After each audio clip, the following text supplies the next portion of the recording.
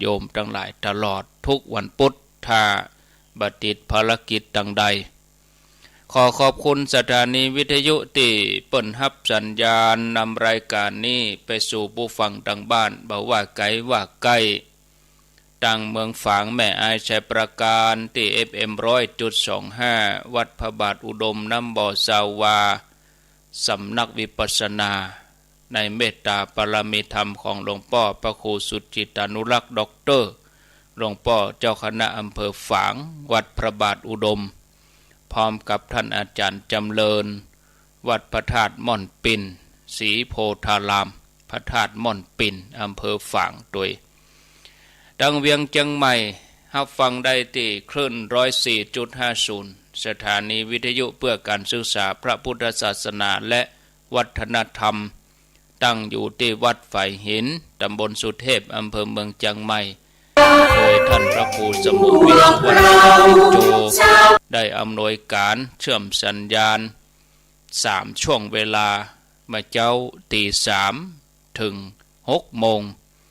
เมื่อแรงก็บ่าย3ถึง5โมงเมื่อค่ำก็2ทุ่มถึง4ทุ่มทางบ้านทุ่งเรดิโออนุโมทนากับ89.50 89.50 บ้านทุ่งเรดิโอโดยป้ออุดมป้าเทียมวันพุทธวงศ์บ้านทุ่งเรดิโอรับสัญญาณเป็นประจำทุกวันจันทร์ถึงศุกร์เวลาบ่าย3ถึง5โมงแรงมาเจ้าตี5ถึง7โมงอนุโมทนาที่บ้านทุ่งเรดิโอตัวดังใต้แถมน้อยกะที่คลื่นธรรมะของชุมชนวัดห้วยตองซัก 98.75 คลื่นธรรมะของชุมชนตั้งอยู่ที่วัดห้วยตองซักอนุโมทนาตำบลบ้านทุ่งเรดิโอตัวจังหวัดเชียงใหม่เป็นคลื่นธรรมะตลอด24ชั่วโมงเปิดตั้งแต่เวลาตี2กึ่งปิดเวลาเที่ยงคืนแล้วก็ที่มนต์เสียงธรรมFM 106.25 ตั้งอยู่ที่วัดบุพารามตำบลจังเครื่องอำเภอแม่แจ่มจังหวัดเชียงใหม่ในเมตตาปรมีธรรมหลวงพ่อพระครูมงคลวิสิทธิ์เจ้าคณะอำเภอแม่แจ่มวัดบุพารามกระจายเสียงไปสู่ญาติโยมผู้ฟังทางบ้านเป็นประจำถึงวันบ่มีวันหยุดที่มนต์เสียงธรรมญาติโยมที่ติดตามชมเข้ามาผ่านระบบ Facebook ออนไลน์ก็มีหลายท่านหลายคนที่ติดตามเข้ามาอนุโมทนากับญาติโยมที่เข้ามาทาง Facebook แล้วก็ได้ตักได้อนุโมทนาสาธุก็มีหลายผู้หลายท่านอาจจะบ่ได้อ่านชื่อแต่ก็ขึ้นชื่อขึ้นข้อความที่หน้า Facebook อันนี้ก็อยู่ห้วยทรายตาลี่นี่ก็จอมตองได้รอเนี่ยเขตร้อยต่อกันให้แม่จัญญาฟองศักดิ์แม่สรินทิพย์บุญเลิศอำนวยชัยวุฒิแล้วก็มีคุณจันจรัตน์อนุโมทนาติดตามรับฟังได้สาธุทุกท่านแม่กองคำทองคำวิไลเชียงบุญอนุโมทนาแล้วก็มีแม่กันดาศรีเนตรอยู่ทางกรุงเทพมหานครอยู่สันติธรรมฟังชัดเจนดีแม่คำผงอุ่นบุญตันสถานปฏิบัติธรรมวัดเก่าเจริญธรรมแล้วก็แม่เดินเพ็ญทิมวางจอพึ่งไตรรัตน์อนุโมทนาติดตามรับฟังเป็นประจำทำหน้าที่ดีที่สุดแม่หลวงสายฝนจันกุณะอนุโมทนาลำดวนละอองอนุโมทนาวิไลสุวรรณรัตน์แล้วก็มีลำดวนสุมาณะโยมพิมพ์พิกัดให้กันเนาะว่าฟังอยู่ที่ไหนจังใดพัชราดอกจันทราสมเกียรติสิริปัญญาแม่โสภากองสิงห์เขาบคุณหวานสันปะตองอยู่พินหอมมาลาอยู่ในตัวเมืองเชียงใหม่เจ๊แจ่มใสอยู่บางนากรุงเทพอันนี้ ติดตามรับฟังอนุโมทนาช่วงนี้ท้าวเวสสุวรรณมาแหง เอาอันอย่างไปยึดถือยิ่งกว่าพระพุทธเจ้าขอขยายความกรรมนั่น ได้หัวข้อละอันนี้ติดตามที่ลงเจสีพลอยอนุโมทนาพัชรีปวงอินไหลบุญมีคำพิวังไม่ได้เขียนพิกัดอยู่ตังใดเนาะศรีนวลพุทธดีพุทธดีนี่เป็นชื่อนางฟ้านางพุทธดี นามสกุลเบิ้นพุทธดีปราณีบุญแผ่ผลพรพัฒมณีวันติดตามอยู่ตัง7 ยอดแล้วก็มีกิตติยาติดตามมาฟังตัง104ก็ขออนุโมทนาถ้าเข้ามาเมื่อรูนนี่ก็อาจจะไม่ได้อ่านเนาะแต่ก็ขึ้นชื่อออกดังหน้าจอฮือเหี่ยหลายผู้หลายท่านก็อนุโมทนาบุญโดยติดตามเข้ามาดังระบบ Facebook ออนไลน์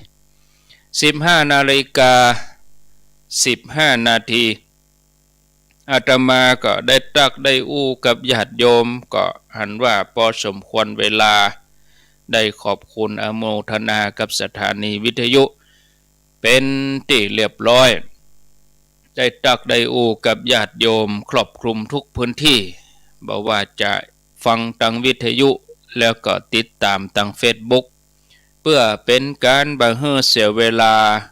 ขอกับนิมนต์ผู้ร่วมสนทนาธรรมวันนี้ท่านพระครูสมเด็จธรรมเสวีจะได้มาอู้มาจาพบปะกับศรัทธาญาติโยมเป็นเบื้องต้นประมาณ15 นาทีก็ขอนิมนต์ครับ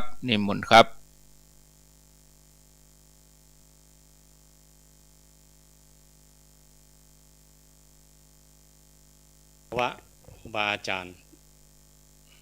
ทุกรูปครับสวัสดีท่านอาจารย์ท่านพระครูอภิวัฒนวิกรมเจ้าของรายการสารธรรมยามแรงเจริญปอนคณะศรัทธาญาติโยมทุกๆคนวันนี้วันพุธพระขามแล้วเนาะหลังจากห่างหายกันมาเมินอย่างที่อาจารย์ว่าเขาไปภาระธุระทางกิจพระศาสนาบันเหนือบันใต้ก็ห่างเหินกันไปนานหน่อยวันนี้ได้มาปะกันแล้วก็ก่อนเข้ารายการได้ถามท่านอาจารย์ว่าเขาจะอู้กันเรื่องอย่างฮะอาจารย์ว่าบ่มีเรื่องอย่างนั้นนะพอดีคณะศรัทธาตักมาทาง Facebook ว่าจะอู้กันอย่างกันแต่ก่อนที่จะอู้สารธรรมยามแรงอย่างก็2-3 วันก่อนเขาได้ไปตานเตียนกันท่านอาจารย์ผอ.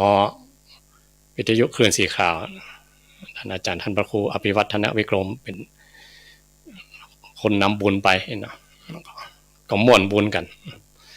ได้ไปไหว้พระธาตุปีเกิดคนเปิ่งเสือแล้วก็ได้ไปตานเตียน9 วัดไปรวมกันที่วัดกองฝ่ายคนโบราณทางเมืองเหนือเขาเป็นเหมือนกับเปิ้นผูกพุทธานุสติไว้กับตัวของพวกเขาว่าก่อนที่พวกเขาทั้งหลายจะมาเกิดนี่ไปชุมนุมกันที่พระธาตุก่อนเนอะอันนี้เป็นกำเล่ามามันจะจริงเท็จขนาดไหนไม่รู้แต่ว่าเหมือนกับภาพพวกเขาแต่ละเขาโมเมเอาว่าอันนึกเอาเดาเอาก่อนเขายังมาถึงสภาวะแต่หรอว่าครูบาอาจารย์เปิ้นทำแบบไว้ดีแล้วว่าไปไหนให้มีที่เปิ้งเอากุลแก้ว3 ประการเป็นที่เปิ้งอย่างน้อยให้อย่ามาเกิดเขาก็ต้องชุมนุมกันที่พระธาตุก่อนแล้วก็พอเกิดมาเกิดก็ส่งมาเกิดตามกรรมตามเวรกันอาจจะเป็นนิยายปอกไว้พ่อแต่ถ้าม่อนของธรรมะแต่ถ้าเรามีโอกาสเนาะไปอ่านกรรมทีปณีของหลวงพ่อพระพรหมโมลีนี่จะมีรายละเอียดนักกรรม12 แจกแจงโดยละเอียดอ่อนแต่ก็ยังบัดถึงที่สุดนะเรื่องกรรมวิบากนี่พระองค์บอกไปเป็นอาจินไตยมีแต่องค์สมเด็จพระสัมมาสัมพุทธเจ้าเท่านั้นถึงจะยังรอบรู้ใหญ่ธรรมทั้งปวงของกรรมได้แต่พวกเขาทั้งหลายเขาก็นึกว่าอย่างที่คนโบราณเพิ่นว่าอย่างน้อยๆเกิดมาจาติหนึ่งควรจะไปไหว้พระธาตุปีเกิดของตัวเก่าสักครั้งหนึ่งมีปีอย่างพ่อเขาก็พอตำรามีนักพอไปใน Google หรือในเน็ตเนี่ยมีโมดคนถึงบอกว่าธาตุประจำปีเกิดออกมาโลมีถึงกำไว้โดยมีถึงภาพพระธาตุโดยถ้าอย่างน้อยเขามีภาพพระธาตุไว้สาว่าธาตุประจำปีเกิดของตัวเก่าพระบทพระบาทพระธาตุเจดีย์พุทธรูปปางต่างๆมีไว้กับบ้านกับจองไว้สาก่อนจะรับจะนอนหรือก่อนไปเนี่ยการเนี่ยงานออกไปทางนอกไว้สาหากุลแก้ว3ประการก่อนบุญก็ปกป้องคุ้มครองรักษาให้มากล้าขึ้นกุลแก้ว3ประการนะนับมาได้ประมาณมาได้นะว่ามีเท่านั้นนะมีเท่าอี้นะพวกเขาทั้งหลายเหมือนมกกระต่ายยังลงน้ำมหาสมุทรยังบ่ถึงนะกุลแก้ว3ประการยังบ่ถึงเขาเอาเพียงแค่สัญลักษณ์หรือภาพพระบทพระบาทพระธาตุเจดีย์วันเกิดของพวกเขาทั้งหลายแต่ละคนนี่ก็เป็นบุญนั้นยิ่งใหญ่ละอย่างวัน2-3 วันก่อนที่พอของพวกเขาทั้งหลายปาไปตามเตียนแล้วก็ถือโอกาสไปไหว้สาพระธาตุประจำปีเกิดเปิงเสือพระธาตุเจ้าแฮแต่ก็ไปได้ทุกเปิงแหละเพราะว่าพระบทพระบาทพระธาตุเจดีย์หรือพุทธรูปปางต่างๆเป็นพุทธานุสติหมดเนาะยืมกรรมอาจารย์วรรณชัยมาหน่อยเนาะว่าพุทธานุสติก็มาเอาคุณพระพุทธเจ้ามาเป็นที่จ้างที่เปิงมาเป็นที่อยู่ของใจของพวกเขาทั้งหลายถ้าใจเขาทั้งหลายมันมีที่เปิงมันมีที่ระลึกมันมีที่ย่างที่ตั้งนะมันจะง่อมมันว้าวเวลจะเปิงลูกเปิงหลังในสมัยนี้เขาก็ไปทั้งอื่นทั้งไกลอะยิ่งทรงเฮียนเขายิ่งไปไกลเปิงทรัพย์สินสมบัติเอาลองไปพอหุงยาสวนดอกไปแอลหาญาติคนที่เพิ่นป่วยเป็นญาติเป็นอย่างที่เพิ่นป่วยหรือบางคนมีให้นาป่าตั้งรถลาบ้านสมมาตรลองมาข่ำมามือกายนะพักนึกย้อนไปหรอทรัพย์สินสมบัติที่เขาหามาโดยยากด้วยความลำบากห่ำเพียรมาขยันขันแข็งกว่าจะได้ทรัพย์สมบัติมาเกิดไปกับมองอ่านเนาะมีบ้านใหญ่กระลึ่งกระล่างกับนอนหมอกศอกเนี่ยถ้าที่สุดมาถึงกับนอนป่วยก็มีตีหมอกศอกเนี่ยนะหมอกนอนข้างเอ้ยทรัพย์สินสมบัติจ่วยอย่างเขาได้พ้องเลยนะแต่พระองค์บอกปฏิเสธนะพระองค์บอกไว้แล้วว่าเป็นปัจจัยเครื่องอาศัยต่างโลกนี่เป็นนับถือกันเรื่องยศถาบรรดาศักดิ์แก้วแหวนเงินทองแก้วแหวนแสนสิงจ้างมากมิ่งค่าคนบนตรีมากนักในธรรมมันบอกอันในธรรมโลกาวุธิก็ต้องมีทรัพย์สมบัติแบบโลกเป็นที่เปิ่งเป็นที่เป็นปัจจัยอาศัยแบบโลกนี่ไปแต่ถ้าเป็นที่เปิ่งกันแท้จริงนะมีแต่บุญมีแต่กุศลและบุญกุศลมันก็ไม่ใช่มาหย่งลอยมามงลงไม่ใช่เอาต้องสร้างเอาแปลงเอาบำเพ็ญเอาขัดเกลาเอาในอย่างนี้ก็เป็นป้าเถยยังเป็นห่อเข้าเป็นสิทธิ์ที่นำไปได้อะอย่างทั้งโลกนี่รวบรวมหมดทุกสิ่งทุกอย่างในโลกเป็นสมบัติของโลกมันหมดแม้แต่สังขารร่างกายเขาเนี่ยถ้าเขายังแข็งแรงอยู่เขายังเรียกว่าเขาประมาทอยู่บางทีเขายังบอกหูเคียงเด้อมาเจ็บไข้ได้ป่วยมาได้มามันโดนไม่แซ่เคียนเขาจะหูเคียงมานั้นโอ้สังขารร่างกายมันลุไปแล้วเนี่ยโอ้กระทาอาจารย์วันคืนมันอย่างมาโวยได้หาแป๊บมาเป็นวันเป็นนี้เกินเดือนเนี่ย 10 วันจ้านะเดือนกรกฎาเนี่ยเคยหมดแล้วเกินปีหลังแล้วนะสถามิถุนานี่วันหยุดครึ่งปีสิ้นเดือนมิถุนากรกฎาเนี่ยก็เป็นวันเริ่มต้นครึ่งปีหลังถ้าอูตามเป็นว่าภาษาธนาคารภาษาอย่างเป็นเรียกว่าเป็นไตรมาส3 เดือน3 เดือนไตรแปลว่า3 มาสแปลว่าเดือนไตรมาสที่1ไตรมาสที่2ไตรมาสที่3ไตรมาสที่4อันนี้มาขึ้นไตรมาสที่3แล้ว2565เอาขึ้นย้อนหลังว่า2565มาขึ้นมาเนี่ยเขาได้ประกอบคุณงามความดีอย่างพ่อเอาไว้กับตนกับตัวเอาไว้เป็นที่ระลึกไว้เป็นที่อุ่นใจไว้เป็นที่ระลึกของใจเขาก็ยังดีเพราะเขาทั้งหลายมีสถานีวิทยุครูบาอาจารย์แต่ละตีบางทีไปเป็นส่วนรวมก็มีไปแบบขึ้นสีขาวเป็นส่วนรวมหรือตู้หลวงวัดเฮานำไปศรัทธาไปลดกันส่งกันไปกันมาเจาะจงแก่วัดใดบางทีได้ถวาย9 วัดพ่อหรือบางที่เขาไปแบบส่วนตัวพ่อเขาทั้งหลายไปไหว้บทพระบาทพระธาตุเจดีย์องค์สำคัญของเมืองเชียงใหม่เขาแวะตามวัดนั้นวัดนี้ไปอันเนี้ยเป็นที่เปิงเป็นที่ระลึกเป็นที่อุ่นใจถ้าร่างกายเขามันลุมันอย่างไปเท่าแก่มาลูกหลานมาอู้ฟังโอ้นั่นอีแม่ได้ไปละพ่อได้ไปละระลึกถึงบุญอย่างเนี้ยมันจะระลึกแบบเปล่าๆละระลึกทุกครั้งจิตใจเขาก็พองใสระลึกถึงบุญทุกครั้งจิตใจเขาก็ถูกขัดเกลาเหมือนซักผ้าก็ได้ระลึกหนึ่งก็ซักครั้งหนึ่งระลึกหนึ่งก็ซักครั้งหนึ่งฝุ่นละอองกิเลสอาสวะเครื่องหมักดองในสันดานเมื่อถูกพุทธานุสติขัดเกลาเมื่อถูกบุญกุศลขัดเกลาก็จิตใจก็พองใสไปมันจะเสี่ยงมาได้บ่ฮู้พุทธองค์เทียบไว้เหมือนกับคนไถนาจับงอนไถนาไถไป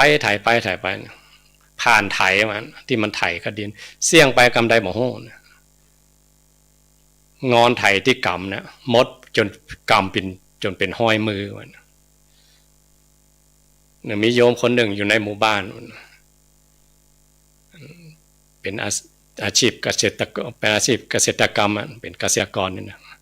ขุดดินปลูกผักปลูกไม้ขายถามปีหนึ่งมดคำบกกี่เทียน3 เทียนมาปลูกแบบหมุนเวียนนะได้ขายทุกวันปลูกทุกวันขายทุกวันเวียนไปตั้งหน้าเก็บทุกวันปลูกทุกวันได้ขายตลอดมดคำบกไปปีละ3 เทียนมีรถมีลาส่งลูกเรียนจนจบปริญญาอันนี้พระองค์เทียบว่าเหมือนกับว่าคนได้ขัดเกลากิเลสแบบเจมมดไปเป็นภาคอันนั้นมีก็มีอันนั้นเรียกว่าขิปปะปิญญาอันนั้นยอดอัจฉริยะบุคคลอย่างนั้นพระองค์ปาไปหมดแล้วแต่อย่างพวกเขาทั้งหลายเนี่ยเขาขัดเกลาแบบมดใบแบบผ่านไถมดใบแบบเกษตรกรกำงอนไถเสี่ยงไปมาใดบ่ฮู้หรือคนโบราณเปิ้นมุงคามันตีนจะคามันจะยาวยอดจะคามันเฟ้ยยาวเฟ้ยลงไปแต่เมินไปฝนตกแดดออกพอฝนตกมาก็หน้าฝนมันนักก็หญ้าคาที่มันยาวๆก็หักลงไปแดดออกมาก็กรอบแหมฝนตกแดดออกมีฮ้อนมีเย็นมันก็พุไปกรอนไปพุไปก่อนไปหินไปกำไดบ่ฮู้พอฮู้คิงกับโอ้ตินจักรามันหินไปแล้วฝนหัวมันแล้วเนอะเปลี่ยนข้าวใหม่ก็หาคนโบราณปานสมัยนี้เฮามุงกับเบื้องมุงรอนมุงแม้แต่ชีดมันบ่หารชัดคนโบราณเป็นมุงต่อมุงคาตินจักราหินอย่างนั้นครูบาอาจารย์ว่ามันกับ อาสวะกิเลสเครื่องดองในสันดานของพวกเราทั้งหลายเหมือนกันมันก็หมดไปเสี่ยงไปกำไรบ่โห่เนี่ยแต่ขอให้เราทำเป็นประจำตานศีลภาวนาเนี่ยสถามันมีอย่างนักอย่างหนาอันเนี้ยเบื้องต้นของการกระทำบุญตานามัยบุญสำเร็จด้วยการให้ทานศีลละไมบุญสำเร็จด้วยการรักษาศีลภาวนาไมบุญสำเร็จด้วยการเจริญเมตตาภาวนาตามครูบาอาจารย์เพิ่นได้บอกเต้าเอ๊ะมันต้องหาอย่างที่อื่นทำซ้ำแล้วซ้ำเล่าอยู่ที่เนี้ยเป็นอุปมาเทียบว่าอย่างหนึ่งมันก็เจ้านาทำนาปีนี้ทำนาที่นาแห่งนี้ก็ทำนาที่เนี้ยเข้าของงอกเงยขึ้นมาใส่ปุ๋ยใส่น้ำก็ได้ต้นกล้าขึ้นมาต้นกล้าก็กลายเป็นต้นข้าวกลายเป็นงวงข้าวพอถึงเวลาข้าวมันสุกก็เก็บเกี่ยวมาใส่หลองปีหน้าก็มาไถนาที่นี่อีกอะมาปลูกข้าวที่นาแห่งนี้อีกอะข้าวของงอกเงยที่นี่อีกอะมาได้ไปเปลี่ยนนาที่ไหนอันนี้เหมือนกันบุญกุศลก็เกิดที่ไหนเกิดที่เฮาทานเกิดที่เฮารักษาศีลเกิดที่เขาเจริญเมตตาภาวนาบ่ต้องไปหาที่อื่นหาที่เนี้ยมีที่เนี้ยบุญเขาก็ยังงอกงามขึ้นไปเขาจะหวังทรัพย์สินสมบัติตั้งนอกก็มันก็ลุไปเสี่ยงไปถ้ามันมาเสี่ยงอยู่ก่อนเขาก็เสี่ยงก่อนมันหรือเขาหวังเปิ่งสังขารร่างกายเนี่ยมันจะลุไปถึงวันนะสัทธามันมาอยู่ขี้เก่าถ้ามันเป็นปิดเป็นภัยก็ไม่ใช่มันไม่ใช่เป็นปิดเป็นภัยอย่างมันเป็นสัจธรรมอย่างเอี้ยที่พระองค์ตรัสไว้มันเป็นธรรมดาของสังขารเมื่อเกิดขึ้นมาแล้วมันก็ต้องอยู่กับมันอย่างนี้แหละต้องจำนนต่อมันอย่างใดเกิดมาแล้วเนาะต้องจำนนต่อมันในที่สุดก็มันจะชุดลากถูไปบ่มีภัยต่อต้านต่อสัจธรรมของพระองค์นี่ได้แต่พระองค์พระอรหันตเจ้าทั้งหลายเป็นเจ้าสุดท้ายของเพิ่นได้ครับเพิ่นบ่ปิกมาอย่างพวกเฮาทั้งหลายอย่างพวกเฮาทั้งหลายเฮาบ่เสี่ยงเนาะเฮาคัดเกลาบ่เสี่ยงเฮาทำก็ยังสติปัญญายังบ่แจ่มแจ้งเด้อครับปิกมาเกิดอีกมันก็ยังมาเกิดแก่เจ็บตายอีกก็ต้องมาผจญอย่างนี้อีกซ้ำๆซากๆอย่างนี้อีกเป็นอสงไขยกลับกันกับอย่างนี้อีกว่านะงั้นพวกเฮาทั้งหลายมีโอกาสแล้วเนาะสั่งสมบุญให้กับตัวเก่าในภาษานี้อย่าง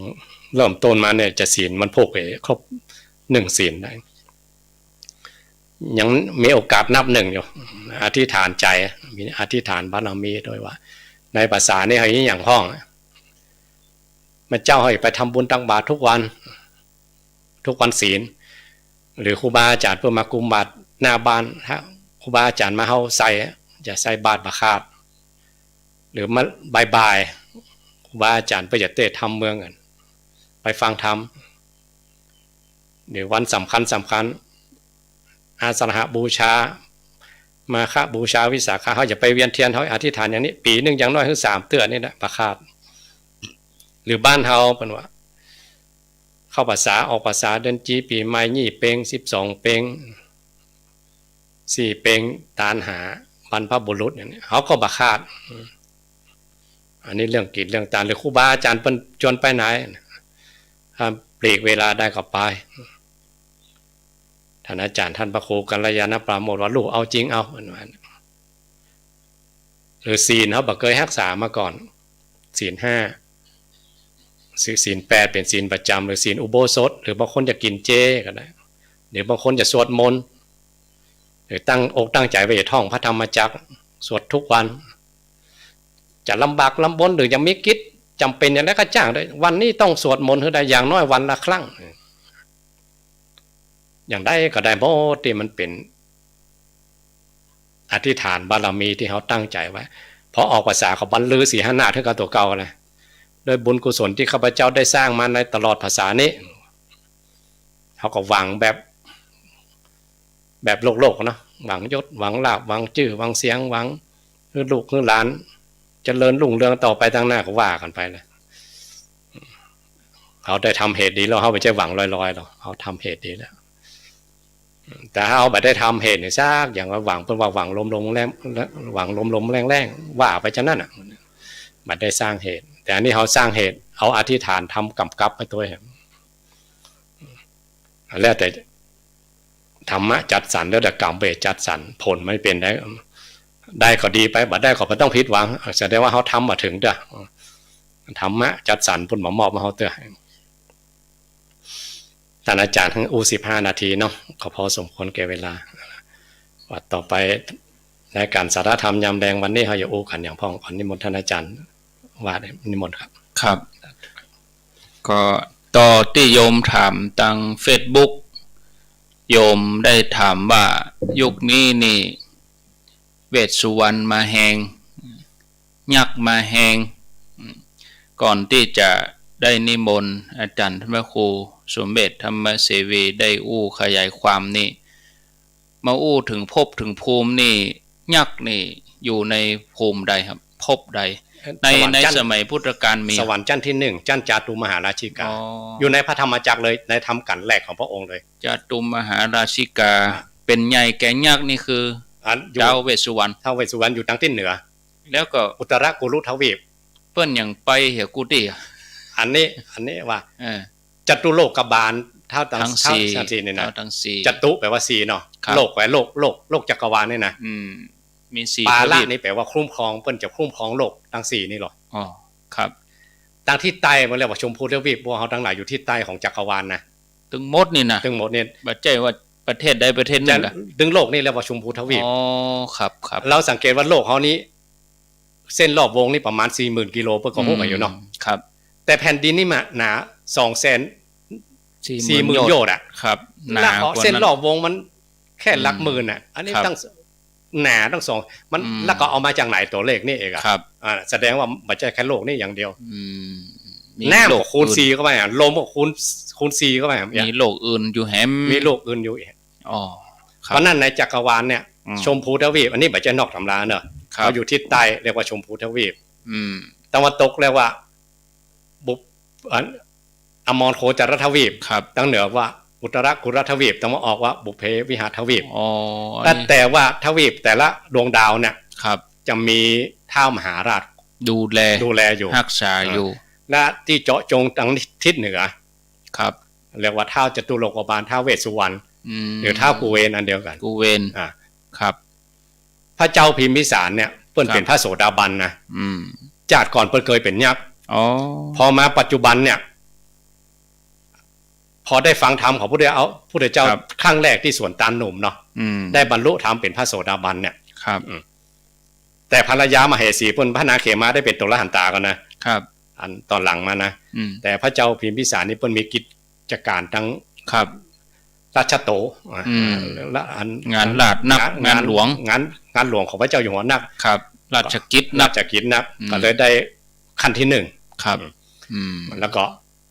พอตอนที่พระองค์สวรรคตไปน่ะที่ลูกทำปิตุฆาตนะเพิ่นไปเกิด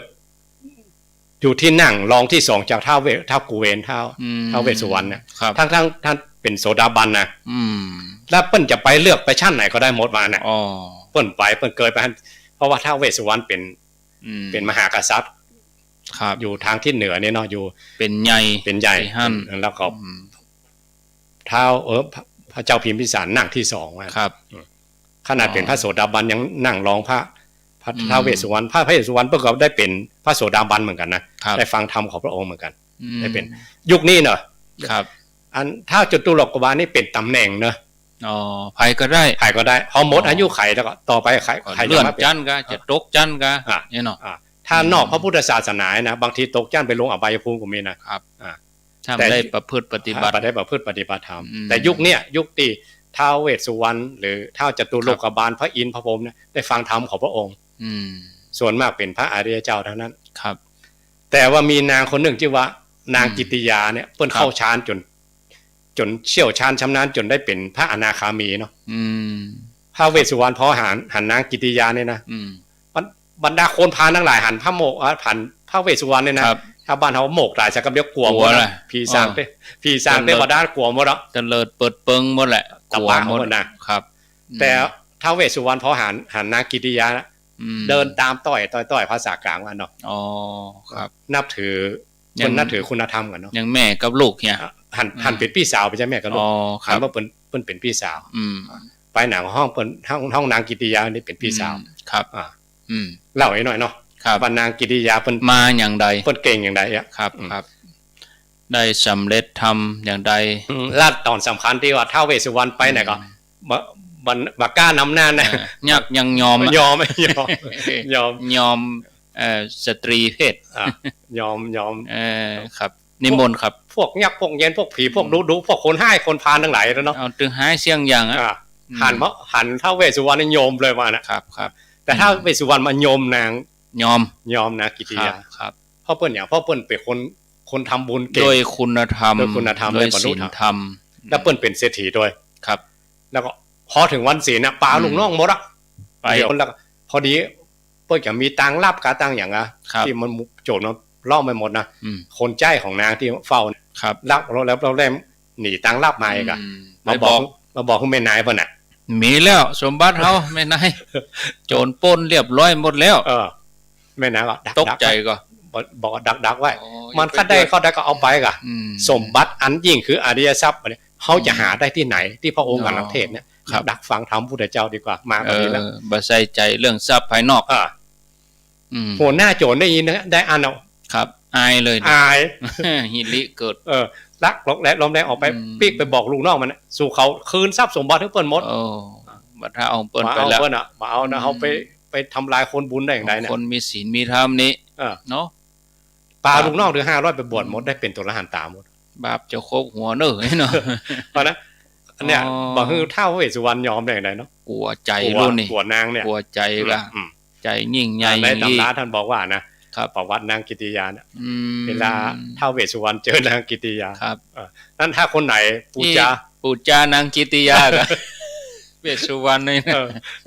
บ่มีฤทธิ์แล้วก็อ่อนไปเลยก็แต่เปิ้นว่าแพ้ทางอ่ะมันโยมกันเป็นว่าคนยอมกันคนมันยอมกันหรอครับแต่ว่าด้วยตบะของท้าวเวสสุวรรณน่ะหรือท้าวกุเวนน่ะปกครองอุตรกุรุทวีปดังเหนือของจักรวาลเนี่ยครับปกครองหมดพวกยักษ์พวกเย็นพวกคนพาลเนี่ยในสมัยพุทธกาลนี้พระองค์เคยปะก็ท้าวเวสสุวรรณนี่หมู่นี่มาเฝ้าหมดเลยอย่าว่าแต่ตอนที่พระองค์ตรัสรู้ก็มาดูแลประตูก็เนี่ยสาธุกันเป็นจั่นๆน่ะปกป้องก็บ่ใช่เฉพาะพระเจ้านะแม้กระทั่งสาวกเวลาจะสำเร็จธรรมก็เจ้าจตุโลกมาดูแลรักษาแวดล้อมบัณฑิตสามเณรสุขะสามเณรมาเฝ้าประตูก็แม่นไผมากวนมาคุยแม้แต่แมงเมืองย่ำห้องแม้แต่วันที่พระสารีบุตรจะปรินิพพานอาจารย์นิพพานเนาะพระจตุโลกบาลมารับใจนะก็มาเหมือนกันแม่หันน่ะโอ้ไผยังมาใหญ่มีสีมีแสงมาเนี่ยอันนั้นก็หม้อขยมเฮาเนี่ยหม้อขยมลูกเนี่ยแม่เฮ้ยโอ้ลูกยิ่งใหญ่พระอินทร์ก็มอกตู้เจ้าบนใหม่ครับพระพรหมก็มอกลูกศิษย์ของลูกอีแม่เนี่ยว่าครับโอ้ลูกยิ่งใหญ่ขนาดพระอินทร์พระพรหมตีแม่ว่ายังเป็นลูกศิษย์ของแล้วลักษณะเหรอลักษณะของท้าวเวสสุวรรณนี่ก็เหมือนเขี้ยวเหมือนมีเขี้ยวงาอย่างครับอันก็นึกว่าเป็นจินตนาก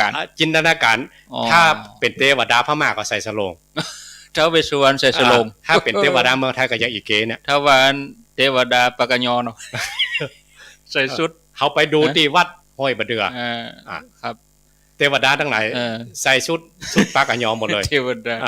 นางสุสดาก็ใส่ชุดปากญออันพออินเดียก็ใส่ชุดแขกชีวิตเด้อเหรอคนโบราณเปิ้นอินเดียก็ใส่ชุดแขกนะเทวดาก็เป็นแขกเท้าเทวดาฝรั่งก็ใส่ชุดสากลเวสสุวรรณใส่สโลงไงท้าวเวสสุวรรณท้าวเวสสันดรยังใส่สโลงอ่ะอาจารย์มีโอกาสไปวัดพระแข่งเนอะแม่นนะจังหันเดียวหันอันนี้จะว่าเข้าถึงวิถีเลยเข้าถึงวิถีเจ้าบ้านเลยเพราะว่าวิถีชีวิตเจ้าบ้านอย่างไรเปิ้นหันแล้วแม่นนะ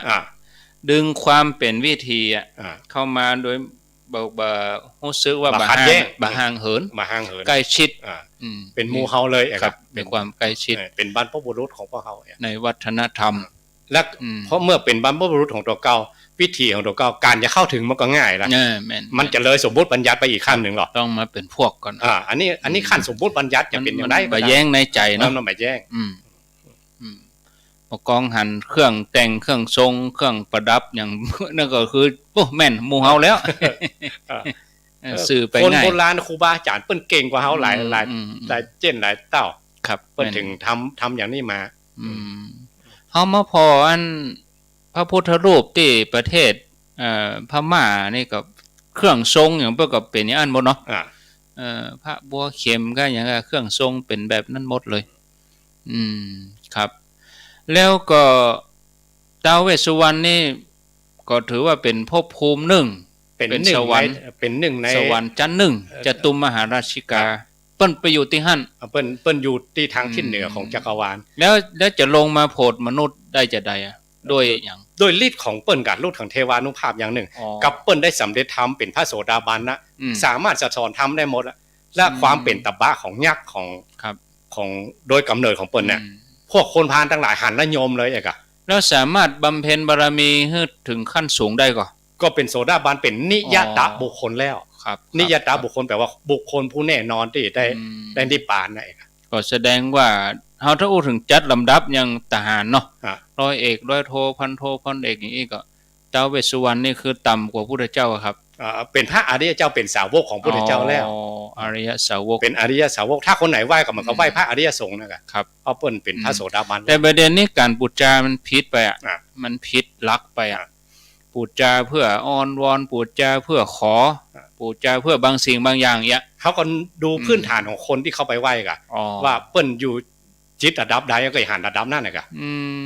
บางคนก็เต้นขึ้นมาเลยน่ะเต้นหุยขึ้นมาบางคนนี่ไปไหว้ยักษ์ก่อนหน้าอย่างยักษ์ไปออกมาเป็นยักษ์ไปอันนั้นตามภูมิรูปภูมิธรรมหรือความรู้หรือตัวเอง ได้ห้ามได้เฮียนมาถึงระดับใดมีความรู้ขนาดไหนจิตมันก็ปรุงแต่งถึงระดับนั้นแล้วเขาจะเข้าซื่อถึงลักแก่นได้อย่างไรถ้าเขาบอกกองมาด่านแรกปุ๊บเขาจิตเขาเข้าไปหาเวสสุวรรณแล้วแล้วเขาจะยกจิตของเขาสูงขึ้นไปอย่างใดกว่าที่เข้าถึงพุทธศาสนาเป็นสังขานุสติแหละสังขานุสติก็ที่เขาสวดสุปฏิปันโนแหละมีอย่างห้องเนี่ยสุปฏิปันโนใครถึงจันนั้นนะกะอันนั้นมันสูงแล้วไปมันหมายถึงว่าจิตบอกให้ยกขึ้นถึงจันนั้นขอจันบอกว่าขอให้สำเร็จขอให้รวยขอให้ได้รางวัลขอให้มีหน้าที่การงานกับคงเตอี้กับป้อยะเขาบักคัดโลกเปิ้นอยู่ด้วยอย่างโดยอยู่ด้วยโลกกระทำฝ่ายอิทธารมอิทธารมคือสิ่งที่น่าพอใจแล้วมันหมายใจมีพักน่าพอใจเลยนะมันมีอนิถารมฝ่ายบันน่าพอใจด้วยนะครับคนเขาก็อยากที่มีสิ่งที่น่าพอใจนะครับมันจะมีกู้กันเนาะแต่ที่สุดมานี่เขาก็ต้องเข้าใจรักอนิจจังอนิจจังทุกขังอนัตตาถึงเวลามันก็ต้องเปลี่ยนแปลงไปแต่ปัจจุบันนี่ปัจจุบันมันเป็นของนี้อยากจะเอาอย่างอีกก่อนแต่เตื้อเดียวก็ปิษณุมาหมะปิษณุอย่างก็พิคเนตพิคเนตก็อย่ามาแหมแล้วก็เดี๋ยวเจ้าแม่กวนอิมก็อย่ามาก่อนถ้าจะตุคามจะตุคามมาแล้วกรรมละไข่หมอไข่นี่เพียวไปละไข่นี่เมียไข่มีไปละไข่ง้วนไปละนะเรื่องโลกธรรมเนาะครับมียศเสื่อมยศนะมีลาภเสื่อมลาภนะมีสุขมีทุกข์มีสรรเสริญมีนิทานนะมันจะเป็นกู้กันหรอกแต่พวกเขาทั้งหลายเขาเกิดมาโลกนี้คำว่าอนิถาลมไฟที่มันหมอนหน้าพอใจเขาไปอยากได้เริ่มมาเขาไปเมื่อกำลังเขาพอเขาย่างได้ก็ไปอ้อนวอนแหละสำเร็จรูปหรอกขอเทวานุภาพที่มันมีฤทธิ์นักเอกครับแล้วเพื่อนอย่างเฮือได้หมดว่ะเฮือได้แต่ก็อันนี้ขอถามก็มาวันอย่างเฮือได้ถ้าเป็นอาจารย์ก็อาจารย์ว่านะมันก็ยังได้มันก็ไม่สอดตากวยนะไม่สอดตากวยไม่สอดตากวยเอาไม้ปุ่งเขามันต้องเข้าโฮนึงมันต้องป้ามาคนนี้บางคนนั้นมันก็100 คนพันคนมันก็ได้สักคนเนี่ยเนาะถึงแม้ว่า100ได้แค่คน99ก็ผิดหวังไปมันจะดังหรอกคน99คนอ่ะดังเงียบอ่ะคนที่คนเดียวนั้นดังแน่นี่ไม่ไปได้เลขได้หวยได้เบอร์มาโอ้สำเร็จแล้วเปิ้นฮือเฮาแล้วก็ถ้าเฮาไปแปลงเหรอเขาจะสร้างนี่หรอมันผิดเหรอครับบ่ผิดกราบไหว้ถ้าเขาเข้าถึงจริงๆนะถ้าเข้าใจจริงๆถ้าจตุโลกบาลทั้ง4องค์ในปัจจุบันเนี่ยเพิ่นเป็นพระอริยเจ้าก็ย่ำแปลงครบถึง4ตนเนาะ ไปเอายังใหญ่กับยักษ์ก่อเนี่ยมาเอาอยู่ด้วยกันทั้งสี่อันนี้คือจตุโลกบาลทั้งสี่คนโบราณเวลาเปิ้นขึ้นเต้าตังสีนั่นน่ะกันนั่นเปิ้นมี6ก่อนนะโอ้ยังมี6ถ้าจตุโลกบาลทั้ง4มันก็ตั้งลุ่มพวกตั้งลุ่มเป็นแม่ธรณีพวกตั้งบนเป็นพระอินทร์ครับพระอินทร์อยู่บนคนโบราณพวกก็เก่งเปิ้นเอามาครบถึง6เลยครับแล้วเฮาบัดเดียวเฮาจังมาส่วนเดียวอ่ะเอาบัดสัมปันโนอ่ะเอามากเวทสุวรรณเอาบ่ได้เอาที่เป็นใหญ่แก่งูบ่เอาเป็นใหญ่แก่นาคเนาะมาเอาเป็นใหญ่แก่คนทันมาตัวอ่ะถ้าวิรูปังนี่เปิ้นบ่ใช่เป็นงูนะเปิ้นเป็นหัวหน้าเปิ้นเป็นพญาพญานาคเป็นไม่ใช่เป็นเทวดาจันตารุมแต่จันจตุมแต่ว่าเปิ้นเป็นพระเจ้าแผ่นดินเขาเองอ่ะปกครองนาคทั้งหลายครับอ้าวเมื่ออ่อนวอนไปก็แล้วแต่ไผจะเข้าถึงเนาะจะเอาเปลือกก็เอาปีก็เอาแก่นก็เพื่อจะเอาใจตัวเองเข้าถึงด้านนั้นถ้าเมื่อบ่ได้แล้วเกิดความผิดหวังเหรอบางคนตีกลับจะเนี่ยใดว่าผ่านไปเลยผ่านเลยตีกลับบ่ได้สิ่งศักดิ์สิทธิ์มันมีกรรมมันมีว่ามันมีจริงทุ่มเทแตะทุ่มเทว่าอุตสาห์บวงสรวงเสียงไป10,000 ปลายขอหวยใบเดียวบ่ได้ปิกไปบุบกับเป็นพันไปก็มีนะพันก็มีบ่ได้ตีครับแล้วอู้ถึงว่าถ้าอู้ถึงถามแบบเจ้าบ้านทั่วไปนะถ้าอย่างเจ้าบ้านเนี่ยคือว่าดวงจิตเปิ้นก็ยังมีอยู่แล้วก็สามารถเข้ามาสู่คนได้ก็มาสิงสู่ได้ว่าบอกนั่นบอกนี่ได้ก็เจ้าเวสสุวรรณนี่หลวงพ่อจะขอสมัยยกกรรมหลวงพ่อจำเนียนว่าคำเสือนะครับหลวงพ่อว่าสิ่งเหล่านี้มันเป็นมงคลตื่นข่าวมันลือก็เป็น5เป็น5เป็นเตื้อมาเป็นระยะอีเนาะบางคนนี่เข้ามาเป็นยักษ์ว่าตัวเก่าเป็นเจ้าเวสสุวรรณเนี่ยตบแข้งตบขาตืบตีนนั้นพอเปลี่ยนสมมุติว่าน้อยเพื่ออย่านับถือองค์ใหม่เนาะก็ต้องเปลี่ยนเปลี่ยนองค์มึงได้ก็อย่าเปลี่ยนก็มีไหนองค์นั้นมีไหนก็ตื่นกันเป็น5เลยอย่างอันก็ถ้าอย่างเหมือนกล้วยด่างเนี่ยก็ฮะเนาะกล้วยด่างนี่โอ้มาใหม่ๆนี่ใบไหนเป็น10,000น่ะต้น10 ล้านก็มีเดี๋ยวนี้อย่าเบอะเป็นมงคลตื่นข่าวที่เฮอก็เป็น5แล้วถ้าเฮาในฐานะที่เฮาเป็นเจ้าพุทธเฮาจะทำใจอย่างไรครับต้องทำเป็นมงคลจริงๆอย่างมงคล38คนอันนั้นเป็นมงคลจริงๆปูจาอย่างก็เป็นมงคลจะปูชนียนังนี่นะเขาอย่าปูจาอย่างที่เป็นมงคลจริงๆอ่ะครับบุคคลที่ควรบูชาก็คืออย่างท้าวเวสสุวรรณนี่ก็แม่นนะเป็นอย่างหนึ่งแต่ว่าต้องเปลี่ยนจิตต้องเปลี่ยนเจตนาให้กับเป็นส่วนหนึ่งบ่ได้เนาะต้องเปลี่ยนจิตของเฮาเเปลี่ยนเจตนาว่าเฮาจะบูชาพระอริยเจ้าพุ่นท้าวเวสสุวรรณนี่เป็นพระอริยเจ้าเป็นสังฆานุสติพุ่นดอกปฏิบัติข้อไหนได้ไปเกิดเป็นเวสสุวรรณคือทบตานศีลภาวนานี่กะอันนี้แหละแต่ว่าจะเปิ้นคนโบราณว่าเปิ้นจะถือตั้งคาถาอาคมด้วยครับถือตั้งขลังด้วยความขลังมีฤทธิ์มีเดชครับถ้าว่ากันจริงๆคือตานศีลภาวนาครบนะถึงจะได้อยู่ไปสวรรค์จันทร์6จันทร์นั่นนะครับครบแต่ว่ามันยังบ่แก่กล้ายังบ่เยี่ยมยอดต่อจันทร์ดาวดึงได้ครับถ้าจุตุโลกบาลทั้ง4ยังเป็นถ้าเป็นประเทศสลาดเนาะยังเป็นประเทศสลาดของจันทร์ดาวดึงเป็นเมืองขึ้นเปิ้นอยู่เป็นเมืองขึ้นของจันทร์ดาวดึงครับเป็นส่วนหนึ่งของเปิ้นเป็นอำเภอหนึ่งของจังหวัดนั้นครับเพราะยังมาสูงสุดสูงขึ้นไปก็จันทร์ดาวดึงจันทร์ยามาจันทร์ตุสิตานิมารารติขึ้นไปติ๊กๆอายุของเปิ้นเนาะอายุของท้าวเวสสุวรรณเนี่ย9 ล้านปีมี9 ล้านปี9 ล้านปีมนุษย์ก็ว่า9 ล้านปีมนุษย์ปอดโตแล้วก็เทียบมนุษย์แล้วนะครับถ้าขึ้นไปจันทร์ก็คูณ4จันทร์ดาวดึงก็36 ล้านปีคูณขึ้นไปเรื่อยๆคูณ4ขึ้นครับอีแต่ละมนุษย์แต่ละคนก็ไปขอให้หมดเพิ่นบ่ดีตุกใจว่ะเพิ่นจะตุกใจก็เหมือนแสงตะวันเนี่ยเหมือนแสงตะวันอันนี้ในตำราว่าใจพระอริยเจ้าหรือใจของครูบาอาจารย์ท่านพูดว่าเหมือนแสงตะวันส่องลงมาได้ทุกตัวได้ทุกตนถ้าเขาไปอยู่โฮมเขาก็บ่ได้แล้วกะครับ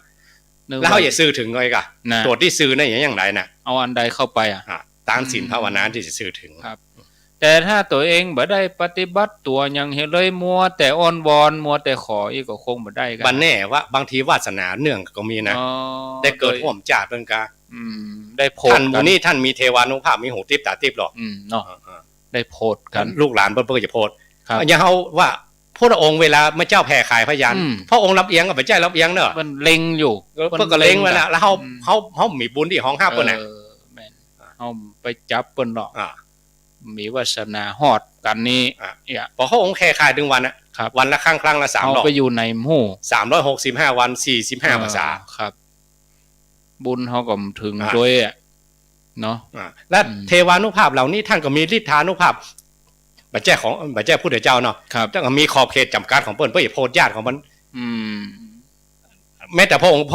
โพธิญาติในฐานะของพุทธเจ้าเนาะครับเป็นพุทธเจ้าในฐานะพุทธเจ้าก็มีในฐานะที่เป็นญาติโลกัตถจริยายาทัตจริยาเนี่ยทัตถจริยาครับโพธิญาติก็คือคนที่เกี่ยวเนื่องโดยสายโลหิตคนที่เกี่ยวเนื่องโดยสร้างบุญสร้างบารมีมาด้วยกันเนี่ยครับอันนี้ถ้าจตุโลกบาลเหมือนกันเปิ้นไม่ใจลำเอียงนะเพราะก็พอว่าเปิ้นเคยได้สร้างบุญร่วมกับเปิ้นมาก่อนแต่ดับถ้าจตุโลกบาลนี่เปิ้นมีหูทิพตาทิพหรอเพราะนั้นบางคนเขาจะไปว่าปฏิเสธมาได้นะว่าพอเปิ้นปูจาแล้วเปิ้นมีโจกมีลาภก็มีเทวานุภาพก็มีเพราะว่ามีวาสนาร่วมกันมาครับแล้วเขาบอกฮู้เนี่ยกับเขาบอกกับจะมีเฉพาะเมืองไทยนี่ตัวอันน่ะก็อาจารย์เป็นสากลโลกอ่ะเป็นจตุโลกบาลน่ะเป็นสากลแต่เมืองไทยมันหนักเกินน่ะมันหนักเหลือเปิ้นน่ะดีถ้าเขาบูชาก็ของบูชาสูงสุดคือการเลื่อนระดับจิตขึ้นไปเป็นขั้นครับแต่มันมีไผไปอธิบายให้เขานะกาถ้าสูงสุดถึงขั้นบูชาเป็นสังฆานุสตินี่ก็นั่นน่ะจุดเนี้ยกว่าจะถึงจุดนี้ได้ก็พ้องกับมดเกี้ยงเลยนะมันบัดดันเหลี่ยมมันบางทีมันแกงมันมีเหมือนกันมันอาศัยความศรัทธาแม่นมันได้ใจบรรยากาศเห็นน้อยแต่งย่องเฮอหน้าหันเป็นว่าเป็นแต่เป็นว่าให้น้อยอ่ะคนโบราณว่าฝนตกขี้หมูไหลภาษากลางมันว่าอันดอกสร้างบรรยากาศให้น้อยก็ไปแล้วมันพลอยไปตัวหรอกพลอยฝนไปตัวก็มีบางครอบครัวนี่ถึงขั้นที่จะต้อง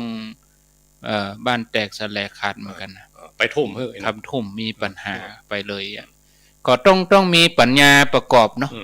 เปิ้นถึงว่าศรัทธาต้องเนื่องด้วยปัญญาถ้าว่าศรัทธาเกินนักลำไปก็ปัญญาก็จะย่อนปัญญาเกินก็ศรัทธามีเลยก็บ่ได้ต้องเสมอกันเนาะบ่บูชาเลยแสดงว่าเขาขาดสังฆานุสติเหมือนกันตึมไหวไผตึมยังไผมันก็ได้อันนั้นก็สุดโต่งเหมือนกันนะสุดโต่งครับอย่างน้อยก็คุณพ่อคุณแม่เขาก็ยังคงมีอยู่ครับข้างแถม4นาที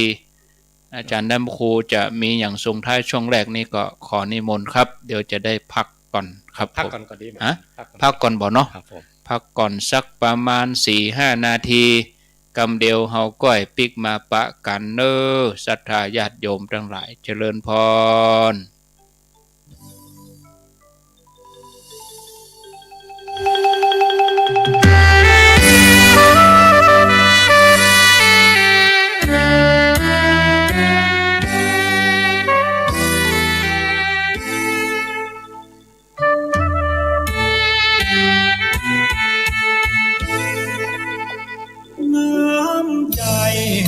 มิตรอันควรอารีก็คือคนที่เขามีเมตตารู้จักเกื้อกูลและอุดหนุนซึ่งกันดังว่าต้องทำใจรักกันไว้ดีกว่าเมื่อเราเกิดมาถึงว่าญาติเดียวกัน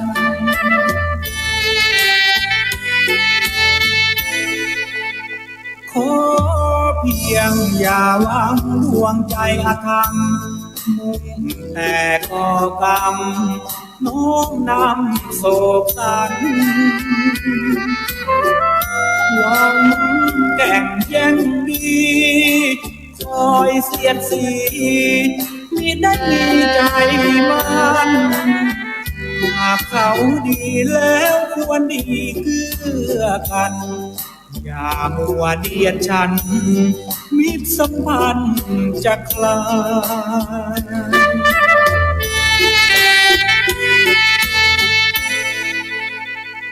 ทุกวันโลกนี้มันเป็นความจริงต้องต่างพึ่งพิงแล้วจึงสมหมายใช่อยู่ลำพังจะหวังใดได้ดังใจกายอุทาหรณ์นี้สิไม่ควรนายหากมีโชคร้ายแล้วยังได้พึ่งกัน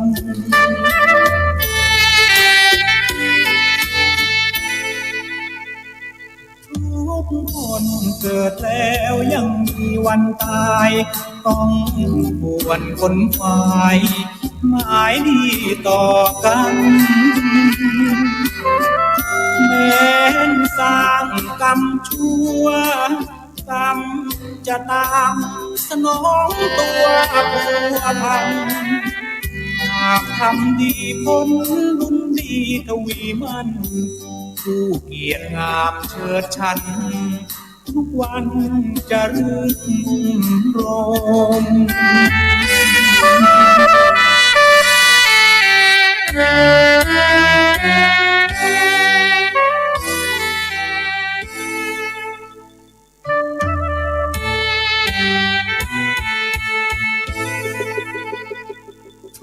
ทุกคนเกิดแล้วยังมีวันตายต้องควรคนฝ่ายหมายดีต่อกันแม้นสร้างกรรมชั่วกรรมจะตามสนองตัวผัวพันหากทำดีผลบุญดีทวีมันผู้เกียรติงามเชิดชันทุกวันจะรื่นรม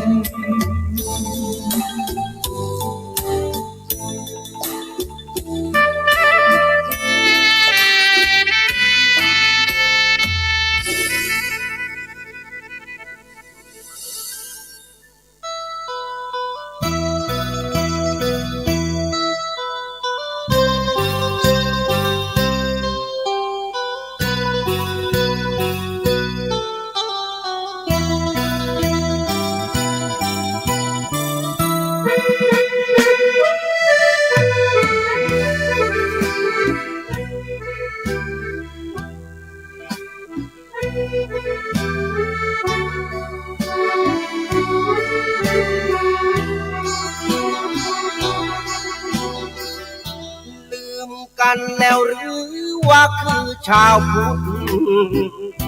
ทำไมไม่หยุดทำชั่วเกลือกลัวอบายศีลทั้ง5 ข้อยังพอจดจำได้ไหมผมคือล้นค่ามากมายร้านเหล้าเรียวรายรอบวัด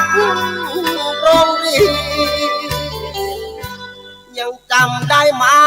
เมืองไทยสวยที่สุดหรือเป็นชาวพุทธตรงจุดแค่ในทวียกพวกตีกันต่างสถาบันแค่ต่างโรงเรียนก็โกยกองกินวนเวียนแสงคำแสงเทียนเหมือนมอดมาลาเรามีวัดมากเหมือนเซเว่นพระสงฆ์สามเณรผู้ทรงความรู้อยู่ไหนศีลธรรมไม่กลับดินแผ่นดินจะลุกเป็นไฟสยามเคยยิ่งสดใสต้องรักษาไว้เมืองไทยเมืองธรรมกันเถิดน้ออย่ารอสิ้นสุดตื่นเถิดชาวพุทธจงหยุดตั้งเวร บาปกรรมที่ทำหน้าที่คนดีต้องมีศีลธรรมชาวพุทธอย่าเพียงท่องจำต้องลงมือทำตามคำพุทธเน้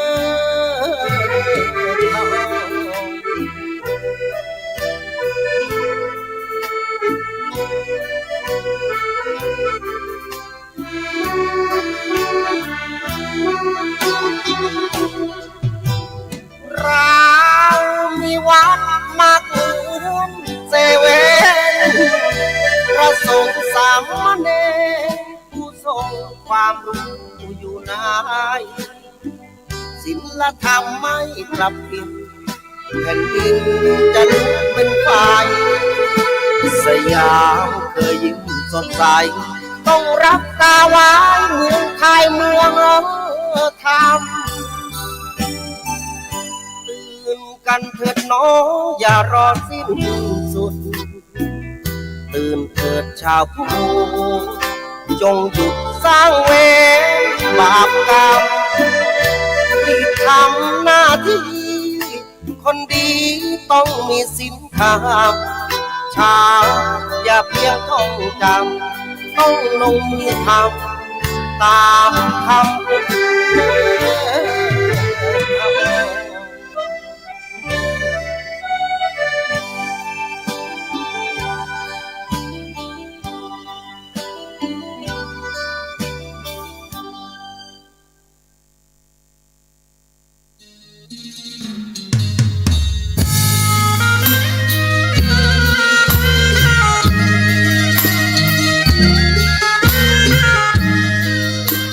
เอา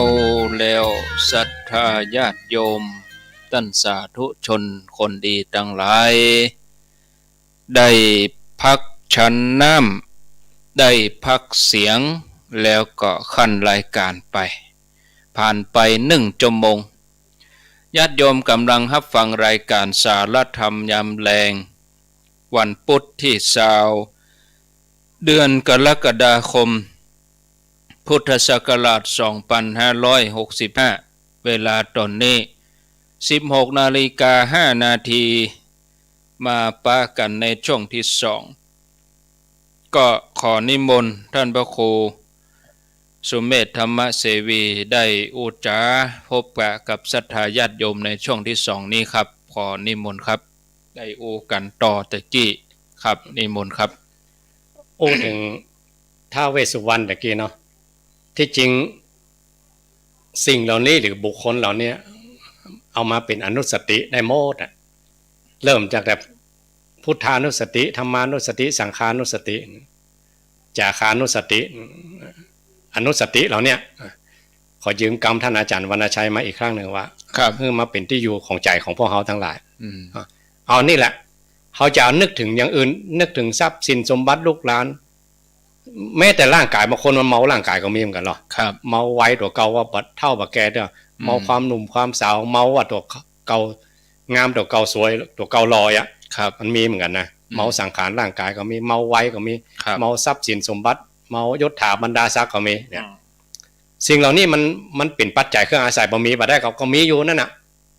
แต่เป็นปัจจัยเครื่องอาศัยแต่ว่าที่พึ่งอันสูงสุดอ่ะมันมีอย่างเต้ากูลพระรัตนตรัยยิ่งใหญ่ที่สุดยิ่งใหญ่ที่สุดครับที่เปิ้งตัวนะที่เปิ้งอ่ะที่เปิ้งสรณะเลยนะที่เปิ้งเป็นที่อยู่ของใจได้เลยแล้วเอาไปได้ตัวเองอ่ะมันน่าคุ้มมันน่าลงทุนหรือน่าที่จะทำขนาดไหนกะครับเหมือนกับทำน้อยเดียวกับมีผลนักอ่ะครับทำได้ขนาดที่เขาเป็นมนุษย์ตัวนั้นยังมีลมหายใจยังมีกำลังดีนะครับถ้าเขาเท่าอย่างนี้เนาะหมดร่างกายมันก็เสื่อมไปแล้วสมองมันก็มามีประสิทธิภาพแล้วประจำแล้วเครื่องไม้เครื่องมือมันก็รู้แล้วมันจะเอาได้ก็ได้แต่มันยากแต่เขาสังเกตว่าเวลาคนทำบุญหรือว่าคนใส่บาตรทั่วไปนี่ส่วนใหญ่ถ้าแบบใจคนป่วยกับคนเฒ่านะเพิ่นหันสัจธรรมเลยหรอถ้าพูดถึงเรื่องแม่ก็โดนเคี่ยนนะบ่ค่อยสบายอ่ะจำยอมต่อสังขารนะวางนี่บ่ค่อยสบายท่านเฮ้ยแล้วมาทำบุญจังหน่อย ตามเตียนนิดหน่อยตุลุง แล้วอยู่อยากภาวะจำล้อมอยู่เขาจะฮู้คิงอย่างก่อนนี่เหรอ นะ อ่ะ ต้องหู้ก่อนละ อ่ะ สะดุ้งก่อนละ อ่ะ เห่งเลยกันเนาะ อ่ะ อืม ฮู้คิงอย่างก่อนมาเดียวเนี่ยตอนที่เขายังมาเท่าเนี่ย หนังก็ยังมาเขี้ยวก็ยังมาร้อนผมก็ยังมางอกเนี่ย ตอนนั้นมันก็บ่อยากจะรับอ่ะ อ่ะ สัจธรรมตัวเนี้ย อ่ะ รับบัดได้อ่ะ อ่ะ ตุลุงไปสอนให้ผมงอกหนังเหี่ยวอ่ะตุลุงก็ว่าไปเลยอะผมกำลังจะไปย้อมนี่ ตุลุงออกมาเต็ด ยังพักขี้กวางเดี๋ยวพักห้วนหรืออันบวบเนี่ยแล้วออนมันกินมาได้หรอมันผม เขาต้องสำรวจตัวเองอะ แต่คนเท่ามันนี่มันล้ำอ่ะ เขาเริ่มมักบะหอยลวกกาย แสดงว่า เท่าเลยนะ เอามาตรฐานตัวเองมาจับ แล้วก็ชอบเล่าเรื่องเก่าด้วยกัน เขาอ้าปากว่าสมัยปุ้นนะอันนี้ได้เลย เมื่อไอ้ป่อยังหนุ่ม เขาอ้าปากว่าสมัยปุ้นนะ โอ้ถ้ายีนี่แม่นอ่ะเนาะ แล้วชอบพักขี้กวางง่าเนี่ย ครับ มาห้อยก็พักห้วนกับพักเจียงดากันนะหีบน้ำแข็งมันล้ำมันหวานจิ้วจิ้วอ่ะ อ่อนมันแบบกินเนี่ยอ่อนมันชอบขนมหวานเนี่ยตุลุงก็ยังเอาเรื่องหวานมาตุลุงก็เต้ติ๊กๆอ่ะ ธรรมะก็เหมือนกันมันมาถึงไว้เขาเนาะ เนาะครับพอมาหารนะครับที่จริงก็ต้องปะสิ่งเหล่านี้เนาะเวลานี่มันหมุนคืนหรอกมันไปทางหน้าติ๊กๆอ่ะมันเลี่ยงแบบโป้นนะมันไปทางหน้าติ๊กที่สุดต้องเจอแล้วถึงตอนนั้นเฮาเตรียมใจบ่ได้อ่ะใหญ่ๆอ่ะเฮาได้เกียมมาก่อนก็ง่อมกะเนาะมันคนทำใจบ่ได้นะมันแน่นอนน่ะถ้าสิ่งใดสิ่งหนึ่งที่มันพลาดไปนะครับแม้แต่ลูกหลานเขาเหมือนกันนะหรือญาติพี่น้องญาติผู้ใหญ่ลูกหลานครับถ้ายิงลัดคิวนะมันบิดข้นหัวใจเลยละใจหายวาบไปเลยยอมรับบ่ได้ครับเป็นน้ำให้น้ำห้องดินทุรนทุรายอ่ะครับเป็นสติเสียไปเลยก็มีถ้าโอหยาบอย่างกำเหนือเขาบ้านเขาเนาะครับถ้าอย่างที่เขาเคยฝึกมาก่อนเนี่ยฝึกอย่างเชี่ยวชาญชำนาญได้อะจนเป็นทักษะเป็นความชำนาญของใจละพอเรื่องอย่างพวกนี้มันเกิดตูมมาทีเดียวสบายมากหาว่าแล้วอย่างอะไรกันมันต้องเป็นอย่างเอี้ยเพราะอย่างพ่อเขาฝึกมาก่อนบางคนตบมือเลยนะแม่นแล้วอย่างเงี้ยมันตึงอย่างเงี้ยน่ะกันครับอย่างที่อาจารย์ได้อ่านชาดกที่ว่าไปที่โพธิสัตว์อันครับที่เป็นพ่อแม่กันที่ว่าไปเป็นเจ้านาแล้วงูเห่าไปชกตายแม่นบอกคนประเศร้าประโศกเสียใจกันนึกถึงครอบครัวไปบอกคือคนที่อยู่ทางบ้านเกี่ยมกับข้าวไว้บ่ต้องเอามาสำหรับคนหลายละเอาเหมาะสมสำหรับคนตัวอีเปาะอย่างอ่ะคนต้องพูดกับฮู้แล้วเลยอ่ะเพราะเขาเจริญมรณานุสติมาก่อนก็อย่างบ่เศร้าอ่ะสามีตายตรงคนน่ะอย่างบ่เศร้าอ่ะลูกตายตรงคนอย่างบ่เศร้าคนใจตายอ่ะเนาะใจถามลูกถามคนใจเนาะถามไปคนแต่ละคนเข้าถึงธรรมหมดอ่ะงูธรรมหมดอ่ะครับอันนี้แสดงว่าต้องฝึกมาก่อนต้องฝึกมาก่อนธรรมะนี่แบบจะเกิดขึ้นลอยๆต้องฝึกขึ้นมาครับสิ่งที่เฮาฝึกถึงวันนี้ก็มีรออย่างโยมเขาเฮาได้ยินข่าวคนนั้นคนนี้ตายบ้านใต้บ้านเหนืออย่างเนาะก็เนี่ยก็ตัวฝึกของเฮาอย่างดีอ่ะว่าวันใดวันหนึ่งก็ต้องคิวเฮาอย่างแต่เฮามันเหมือนนึกไปทางพุ่นน่ะเฮาก็ไปนึกทางใดอ่ะนะที่จริงเฮาผ่านมันนักนะเฮาไปร่วมงานศพแล้วก็เฮาลองประมวลพอแต่ละงานอายุคนก็บ่เท่ากันพ่องก็หนุ่มพ่องก็แก่เนาะพ่องเฮาไปหันซะจะทำที่งานศพนั่นเหมือนกันบางทีครอบครัวนั่นก็ให้ฟูมไฟเลยเหมือนจะกระโดดเข้าไปในกล่องฟอนพร้อมกับคนที่ตายไปนั่นน่ะอย่างผมมาอยู่กับศรัทธามนต์ฤาษีนี่40กว่าปีเนาะหันชัดเลยเนาะหันชัดเลยว่าคนเฒ่าที่สร้างวัดรุ่นแรกๆเนี่ยเสี่ยงไปหมดอ่ะแต่ยังถ้าแล้วก็อายุก็80-90ขึ้นไปละครับเป็นรุ่นมดรุ่นเลยนะครับขนาดนั้นจุบเสียงจุบเลยอ่ะครับครูบาอินทร์ว่ามนุษย์เฮาคนเฮาเกิดมันเป็นเชื้อตายเชื้อคนเนี่ยมันเชื้อตายมันไม่ใช่เชื้อเป็นนี่แต่เนาะเชื้อเฮามันเชื้อคนรวยมันไม่ใช่เชื้อคนสวยคนรอยนะเชื้อตายเกิดมาก็ตายกำไว้มรณะมาตัวแต่เฮาบอกฮู้คิงนำเอาฮู้คิงเพราะอย่างพ ราะเขาหลงในวัย ครับ เขายังบ่เท่าเตยอ่ะ อืม หรือบางคนแข็งแรงอ่ะ ครับ บางคนแข็งแรงหรือแม่จะมีอายุน่ะโอ้น่าจะเท่าเนาะที่จริงกับเขาเท่าแต่แข็งแรงอยู่อ่ะ ครับแม่นมันต้องปะอย่างอัน อืม ก็ได้ใบปริญญาที่เปิ้นบ่ต้องเรียนน่ะ เฮาไม่ได้เรียนถึงเวลาเฮาต้องได้ เกิดแก่เจ็บ เหลือใบเดียวนำเดี๋ยวนี้เหลือใบตาย บางคน แม้ ก็ แต่ มา2ใบ มหาสัตว์เจ้าอย่างเจ้าชายสิทธัตถะเนาะ ก็ไป โดนหลอกลวงก่อนนะตอนแรกอ่ะป้อ เนาะ หลอกลวงนะ โอ้ สร้างภาพอ่ะ บ่ฮือหันเล มัน ย คือหันเลยอ่ะ ครับ อ่ะ โอ้ คนปัญญาระดับโพธิสัตว์เจ้าจาดสุดท้ายแล้วนะก็ยังโดนหลอกป้อหลอกว่ะ ครับ บหาร อืม มีแต่ความรื่นเริงมี หล่น แต่ความ เปลอตลอด อ่ะ เนาะ อ่ะ ตลอดระยะเวลา29ปีด้วย อ่ะ โอ้ขนาด เพราะป้อ ไหน เปิ้นเชื่ออาจารย์เปิ้นว่า ถ้าบ่บวชนี่ได้เป็นพระเจ้าจักรพรรดิ เปิ้นบ่ต้องเฮือบวชละ ถ้าบวชได้เป็นศาสดาเลย อืมเปิ้นปิดทางบวชเลย เปิ แห ด ละ ทางบวชเลยหลอกลวงทุกอย่างแล้ว จับ สร้าง แต่ง ภาพ งานแถม เออ เออ ถ้าลูกจะไปแอลในสร้างภาพหลดแปลงถนนทนตั้ง งาม อย่าง งาม ดี ดี เจ้าชายจะเสด็จพระราชดำเนินไปละ อืม ห้ามละเครื่องอยู่คนละบาทอย่างพระองค์ บ่เฮือเปิ้นได้หันอะหยัง อ่า สลดหดหู ตานี่เหมือนนึกได้หารคนเท่าคนแก่เก็บคนเท่า เอาไปสอนบท เออ เออเว้ย แต่มีเงี้ยงนั่นน่ะมีเงี้ยง มันต้องได้ปะ ละลักไปแอลโดยนายสันนะเนี่ยครับ ต้องได้ปะอยู่อะเนาะนั่น อ่า เอ้ย อ่า เพื่อปะโป๊บก็สะดุ้งแหละ อ่า บ่เคยหันกำเตื้อ บ่เคยหันน่ะ นั่น ที่จริงถ้าบัตรหลอกลวงในที่สุดพ่อก็อีเท่าเหมือนกันเนาะ ก็แม่น แม่ก็อย่า ต้อง ทำ ต้องหันอยู่ อ่า ครับ เปิ้นกลัว แม่นี่เปิ้นตายแต่อายุ อืม 7 วันเนาะแม่ไม่ได้หัน ครับป้อเปิ้นก็กลัวเนาะ อืม กลัวเจ้าชายจะไปบวชนั่นแหละ อ่า อืม แล้วแม่แต่ยังบ่เดียวพ่อเขาทั้งหลายพ่อแม่ก็ต้องบอกลูกเรียนเก่งๆเนาะ อ่า เรียนดีๆเนี่ยได้เป็นเจ้าคนนายคนต่อไป ครับ ทั้งหน้าอนาคตเนอะเพื่ออนาคตเนอะอย่า เปิดอนาคต ก็ยุกันไปทั้งเนี้ยกะ อืมครับ ก็บ่นึกเดี๋ยวสอนให้ลูกว่าทุกสิ่งทุกอย่างมันบ่เที่ยงเลยพ่อแม่สอน สอน ลูก อันได้อะ อ่า สอนอันมันกับบัร้อน อันจำเนี่ยยังหามากับ อ่า ยังมาเรียนหนังสือป้อว่ามันอันนี้จังตุก ทุกอย่างทุกสิ่งในโลกนี่เป็นแจ้ของเขาอ่ะ มันได้หำว่า อ่า เอ้า ไม่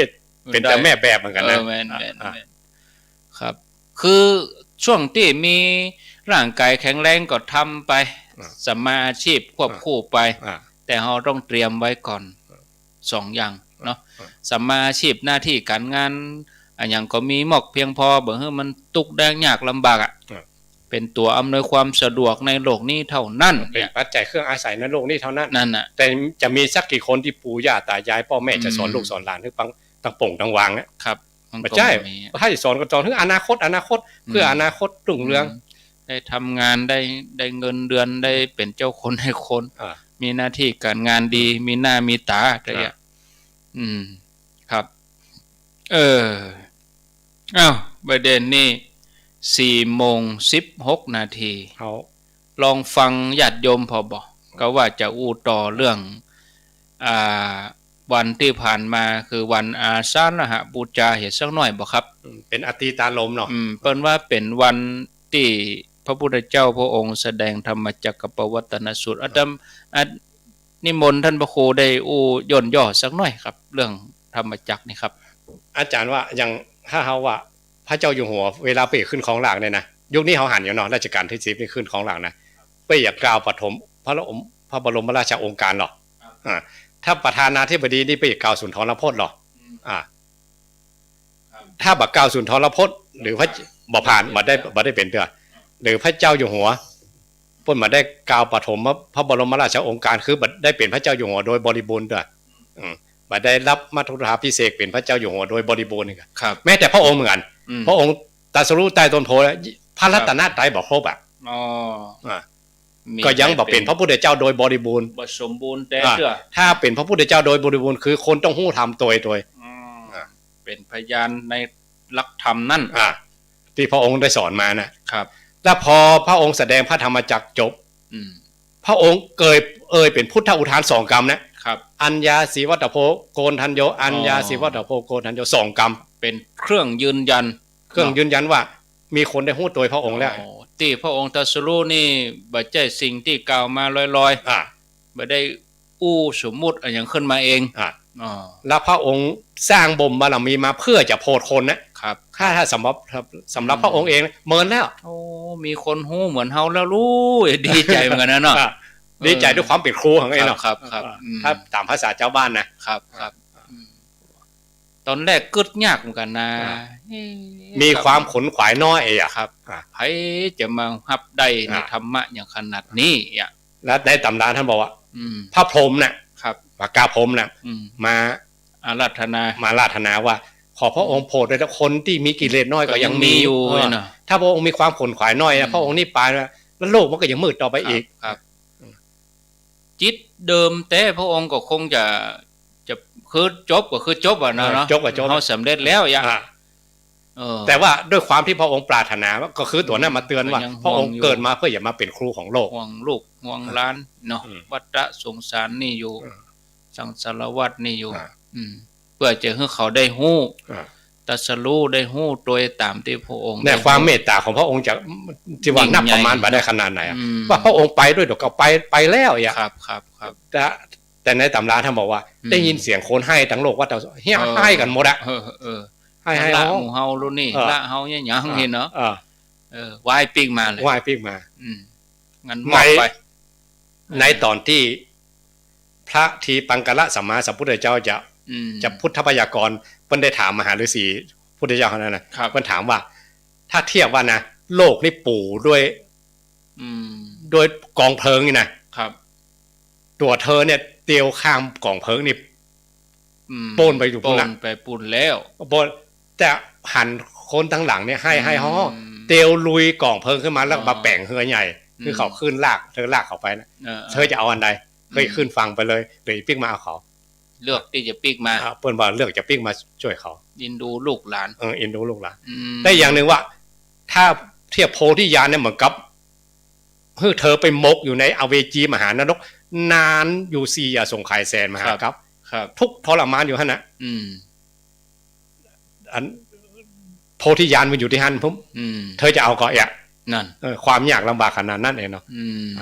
โพธิสัตว์เจ้าว่าเอายอมตกลงเลยเนาะครับเพราะนั้นจะอาจารย์อ่านชาดกมา500 จานเนาะยากลำบากขนาดไหนโอ้บางจาดนี่โธ่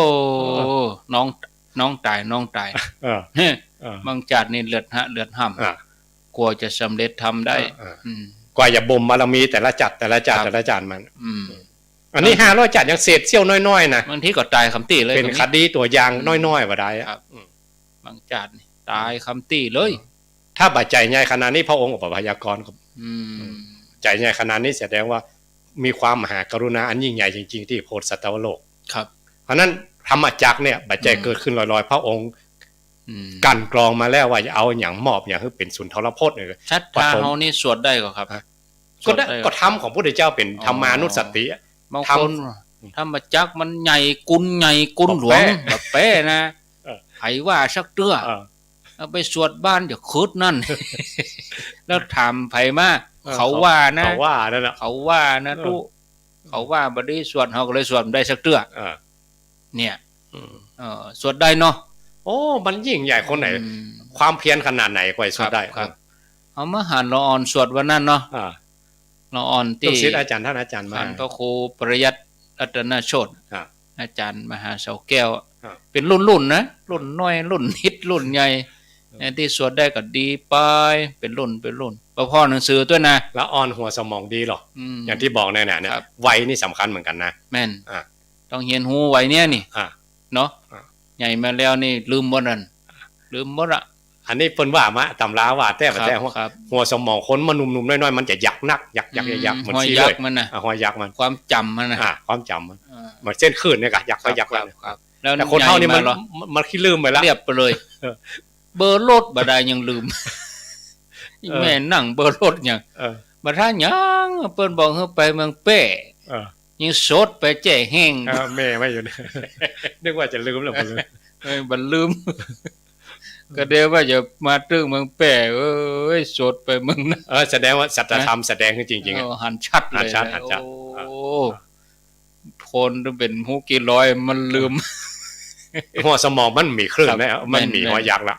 ก็ลืมไปนะเนี่ยน่ะมีแต่ก็ผมเนี่ยอาจารย์ ก็เกียมหมดน่ะแมลงเนี่ยเกียมหมดนึกว่าเอามาเขียนนะ บัดเริ่มอีกสักอย่างได้ หมดละเฮานี่แน่นอนล่ะเฮาจดไว้แล้วก็เช็คถูกอ่ะเพื่อไปถึงกลางๆลืมผ้าห่มผ้าถัดก็เลยมากึดหาที่ลงให้ตัวเองว่าเปิ้นถ้าจะบ่ฮื้อเฮาตานคนเดียวเปิ้นถ้าจะฮื้อหอมกันตานก็แต่เนอะแต่ห้องกันครับห้องหากันภายใครหอมใส่สลุงมาพอดีปอดมเปิ้นก็ล่วงหน้าไปก่อนโทรหาปอดมไปก่อนไปซ้อหาผ้าห่มพระธาตุก็มอก็ไปได้แต่ไปได้ที่ร้านในเวียงปุ่นในเวียงเมืองแป้โบราณว่ามันมีเงี้ยงให้หน่อยเงี้ยได้มาจับเวลาพอดีว่ากำอันได้ตานคนเดียวเนี่ยผ้าก็ยังมีในห้องนี่อยู่อย่างเก่าได้ตานคนเดียวแต่มีได้ตานด้วยกันถึงหมู่โอ้น่าบุญแต่แม้แต่ยังธรรมจักรเนี่ยไงที่อาจารย์ถามมาตะกี้วันอาสนะบูชาเนี่ยครับปัญจวัคคีย์หรือพระอัญญาโกณทัญญาเป็นตนแรกนะเพิ่นก็ปรารถนาตั้งแสนมหากราพย์นะขอให้เป็นปฐมสาวกองค์แรกด้วยเพราะองค์ปะหลายคนมาโลดก่อนที่ไปหาเพิ่นก็บอกพระองค์ก็บัดแสดงธรรมให้ฟังนะมาจับอย่างนี้ก็เพราะเพิ่นมีคิวของเพิ่นหรอกธรรมะจัดสรรไว้แล้วหรอกจังหวะได้โอกาสได้เวลาได้บุญโดยเนาะบุญของเปิ้นโดยมีล็อกของอยู่หันอยู่แล้วอธิษฐานกั้มไว้ต้องไปโพดเปิ้นก่อนเนี่ยอัญญสีวัตโพโกทัญโยเลยโกทัญญะรู้แล้วหนอเลยนักเทวดาเป็นจันก็สาธุเป็นพยานเป็นภูมิเทวดาว่าก่อนเพราะอยู่ไกลหรอกครับพออยู่ไกลก็กันนั้นก็ขึ้นเด็ดชั้นจาตุมขึ้นไปครับท้าวเวสสุวรรณคนนี้อยู่ชั้นจาตุมเนี่ยมันก็เนื่องกันเนี่ยทำมาจากกันแรกตุลุงนั่นท่านตุลุงชัยวัฒน์โฆษกเปิ้นจังเวลาเปิ้นไปเป็นโฆษกงานเข้ากรรมก็ดีงานเต็ดทำงานอย่างก็ดีเนี่ยก่อนที่เปิ้นจะนิมนต์พระองค์เต็ดขึ้นสู่ธรรมาสน์เปิ้นว่าโอ้คนฟังบ่เป็นปัญหาอุปสรรคหยังพระเจ้าเต็ดทำกันแรกคนฟังมี5คนสำเร็จทำแค่คนเดียวทำให้ผู้จัดงานมีกำลังใจนักขึ้นอันนี้เต็มวิหารเลยไม่มีปัญหาอย่างการแรกพระเจ้านั่งเทศองค์เป็นตนเป็นองค์เลยพระเจ้าตนโจโคขึ้นมาได้นั่งเทศเจ้าเลยนะพระองค์มาปรากฏเทศคนฟังมี5หูธรรมะเห็นคนแต่ว่าไล่ระดับไปก็ครับนอกจากอัญญาโกณทัญญะวัปปะภัทยมหานะอัสสีก่อนนั้นพระองค์ขยายความไปเทศแบบขยายความไปเมื่อรู้เนี่ยเพิ่งก็เอาธรรมจักรนี่เป็นตัวนำไปขยายไปพอรวบรวมเขาถึงจะฮู้กันจริงๆไปฮู้กับอนัตตลักษณสูตรของกรรมครับกำนันก็คือยอมรับแล้วเนาะ5องค์นี้ยอมรับแล้วเนาะในการได้เป็นพระอริยเจ้าเบื้องต้นเหมือนกันหมดแล้วครับแล้วก็ไปรวบรวมที่อนัตตลักษณสูตรครับโอ้แสดงว่าอัญญาโกณทัญญะนี่เปิ้นก็ปฏิบัติปั้มเป่งของเปิ้นมาเต็มที่อาจารย์ว่าเปิ้นทำบุญด้วยอย่างอธิษฐานจัดแรกก็นั่นเคยอ่านได้ตรัสรู้ได้ฮู้คนแรกมี2คนพี่น้องสุภัททะปริภาชกในอดีตชาตินะที่คนสุดท้ายที่มาฟังปริภาชกคนสุดท้ายนะครับกับพระอัญญาโกณทัญญะจาดก่อนเมื่อ100,000มหากรัพย์เปิ้นปิดปีกับน้องกันปิดปีกับน้องกันแล้วก็ญานาญานาครับแล้วอายนี่เป็นคนใจบุญพอเข้าหมอกอันตั้งต้องน้ำนมเนี่ยเอาไปเกี่ยวข้าวมาก็มันรีดเป็นน้ำนมเข้าครับไปทำบุญก่อนโอ้ย่ำข้าวมันเต้งถ้าข้าวมันเต้งก็กลายเป็นข้าวเมาผมกอันนี้ไปเกี่ยวมาก่อนเลยไปเกี่ยวมาก่อนตอนเป็นน้ำนมเข้านะไปรีดเอาไปคนโบราณว่าเอามาอีดไปนีดเครื่องอีดเครื่องนีดนมเข้าเป็นน้ำนมเข้าเอาไปตาลพอแก่มาเนาะแปลงข้าวเมา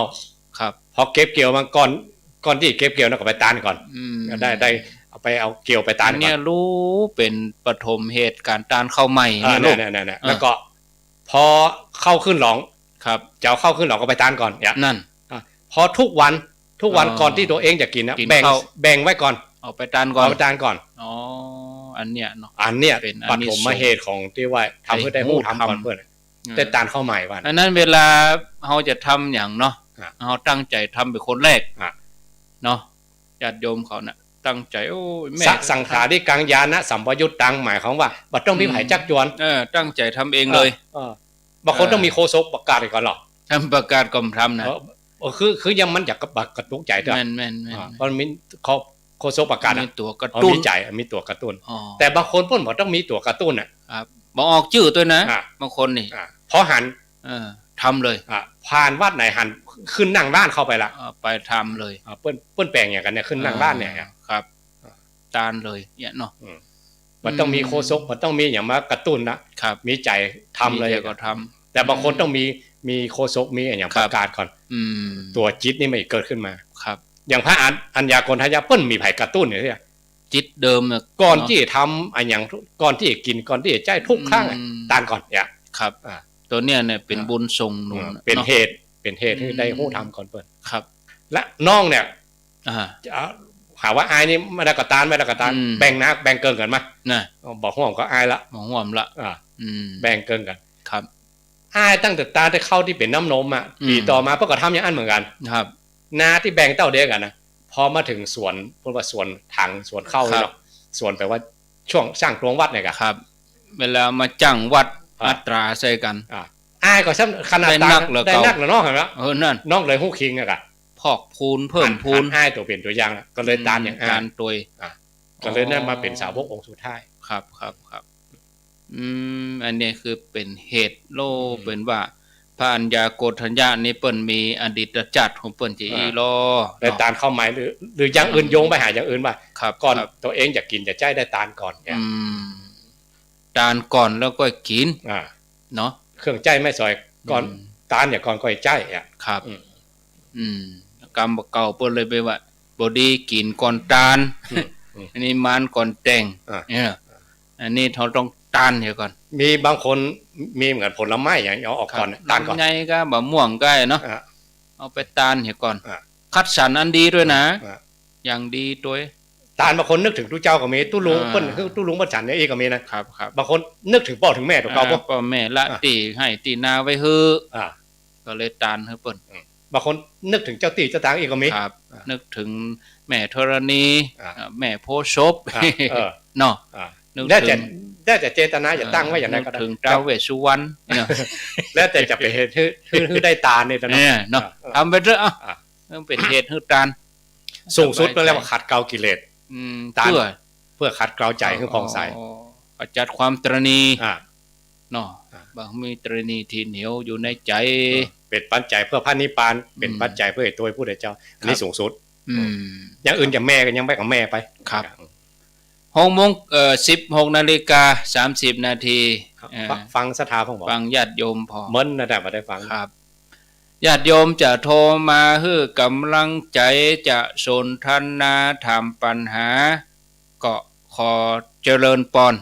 โทรเข้ามาที่หมายเลข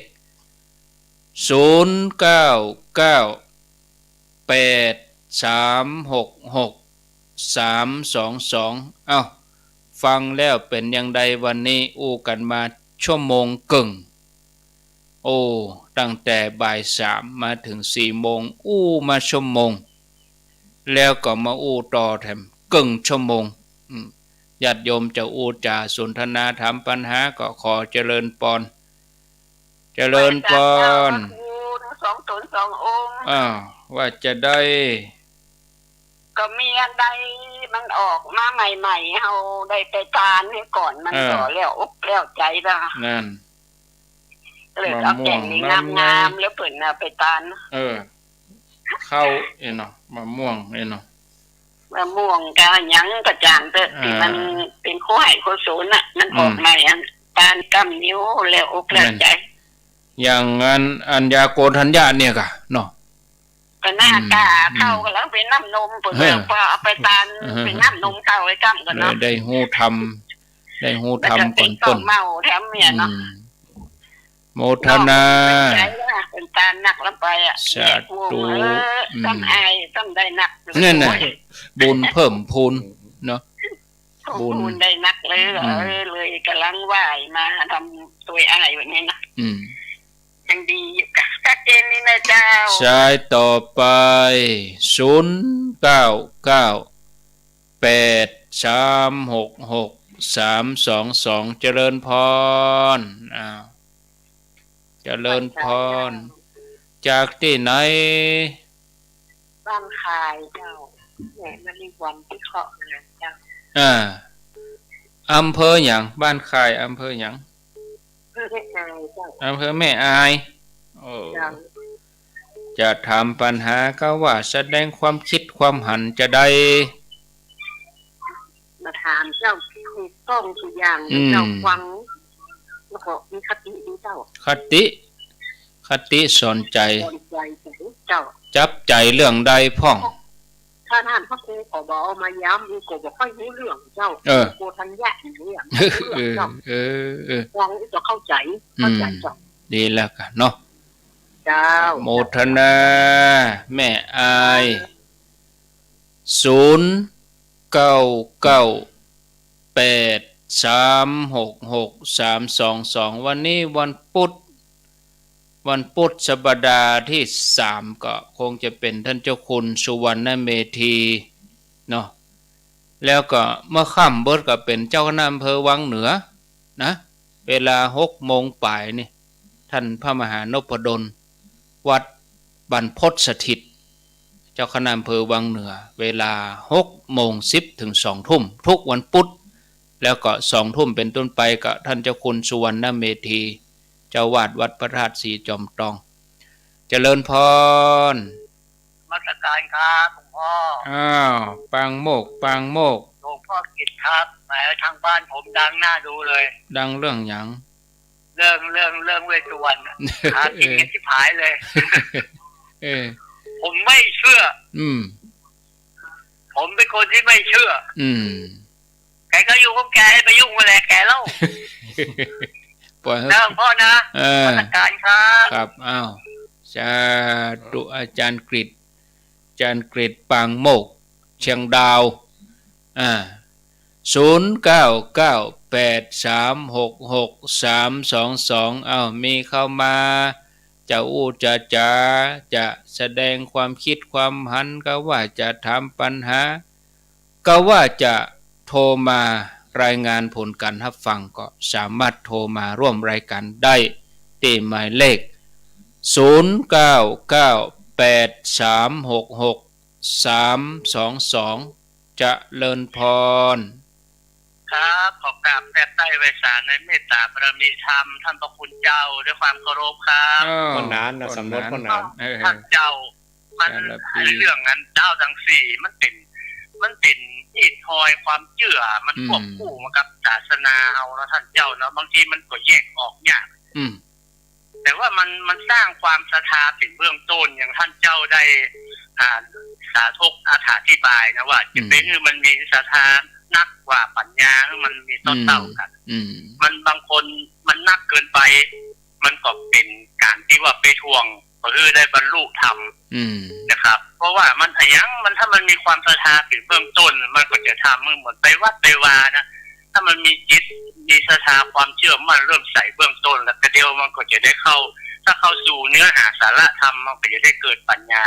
แต่ว่ายังเวสสุวรรณนะครับแต่ถ้าไปหลงงมงายเกินไปโดยใช้ปัญญาประกอบมันก็ทำให้เป็นการหลงงมงายไปถ้าพูดมันก็อยู่ที่ครูบาอาจารย์เพิ่นจะได้เพิ่นถ้าเพิ่นบันนึกถึงว่ามันสร้างรายได้หรือว่าเป็นทานนิดเนี่ยนะถ้าเพิ่นนึกถึงว่าสร้างศรัทธาเบื้องต้นเดี๋ยวมันเกิดปัญญาทีหลังก็ขอนโมทนาสาธุด้วยท่านเจ้าครับผมก็ไม่ใช่ว่าไปตำหนิยังท่านเจ้าแต่ว่าก็ให้มันมีมาด้วยกันให้มันมีทั้งศรัทธาและปัญญาควบคู่กันท่านพระคุณเจ้าครับขอกราบแผ่ไว้ศาลในเมตตาท่านเจ้าสาธุปนานสายันสารปีม่นลำได้โทรมาปนนั้นเจริญพรโทรจากไหนโยมแม่บุญทีมสันโปงแม่ลิงครับเอาคัดสรรไว้ไปทำบุญอย่างเงี้ยมันก็ดีเนาะต้นไม้ต้นพอของที่เขาปลูกไว้อีกมันจะได้เจริญงอกงามมันจะได้ดีเอาของที่เขาปลูกมามันภูมิใจที่สุดจะไปทำบุญพระเจ้าส่งคนไปได้กันเนาะพระเจ้าไปงานได้กระตามใจกันนะครับเนาะ ปะฟังอยู่นะเจ้าโอ้โมทนาเนอสันปงแม่ริมเนาะสายต่อไป0998366322บางทีสายมันซ้อนกันเนาะ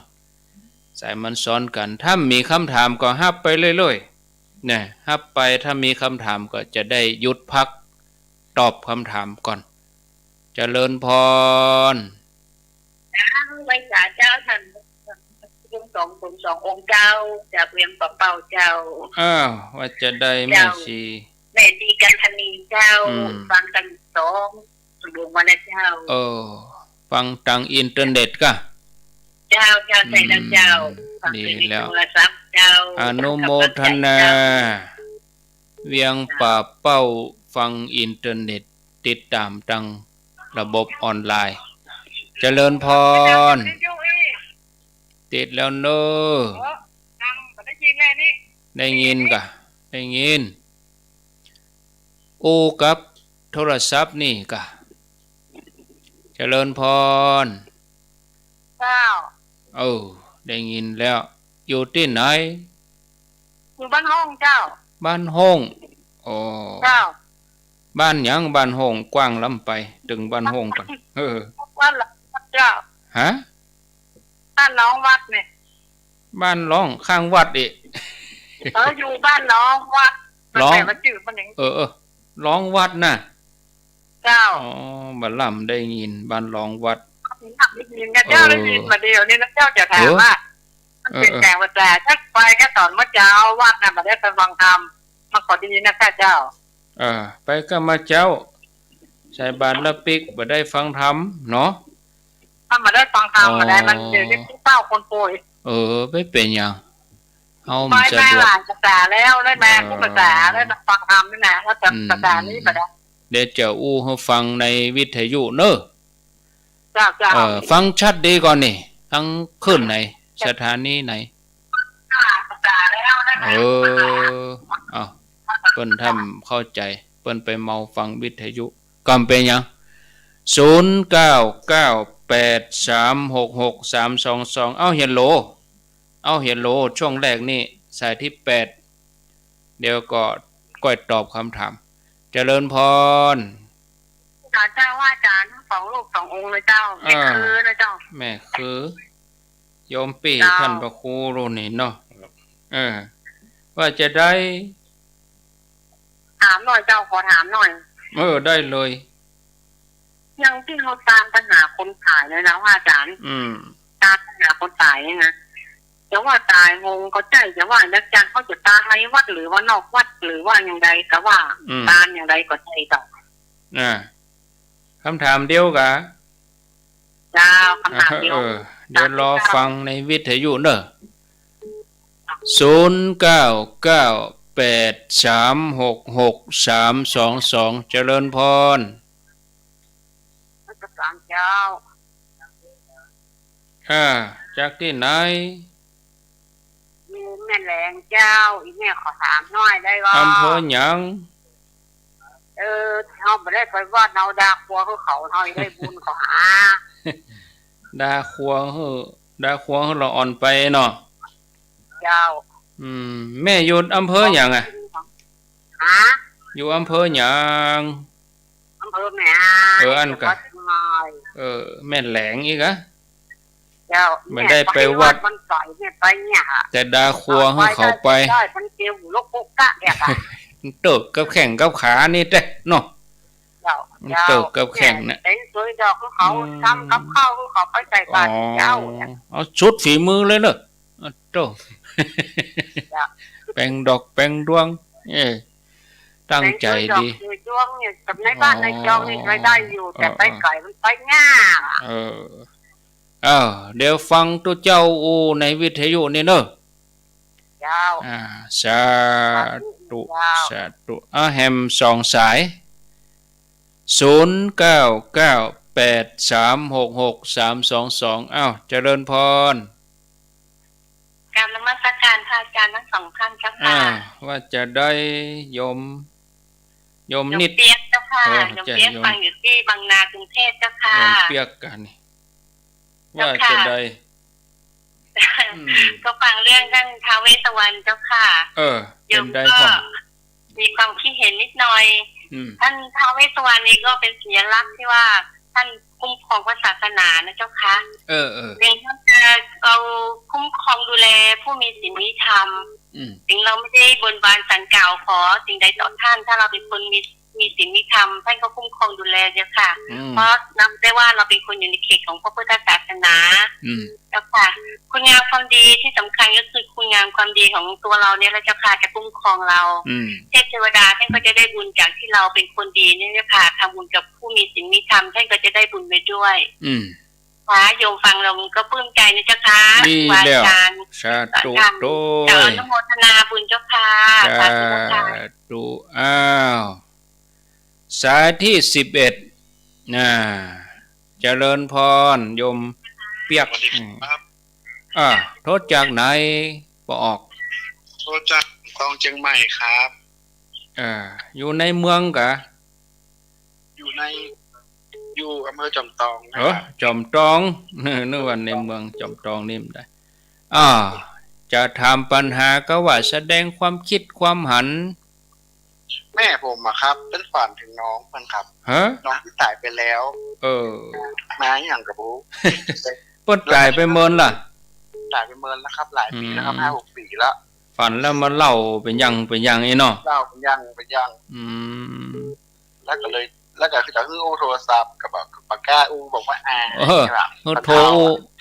กับรูเจ้าเนี่ยลองเล่ามาเนาะฝันยังได้พ่องยายแม่ลองฟังพอลองฟังพอละอยู่ที่ไหนยายบอกว่ามายืนอยู่ข้างที่นอนน้องน้องมายืนอยู่ข้างที่นอนน้องของแม่ครับมายืนอยู่ข้างที่นอนแล้วก็เนี่ยยายไปตานขันเข้าอย่างเฮ้อเปิ้นก็ยังไม่ได้ไปเลยครับเข้าใจเฮะเข้าใจเฮะวันพุธวันศีลเนี่ยไปเลยวันพุธวันศีลนะไปเหียนึก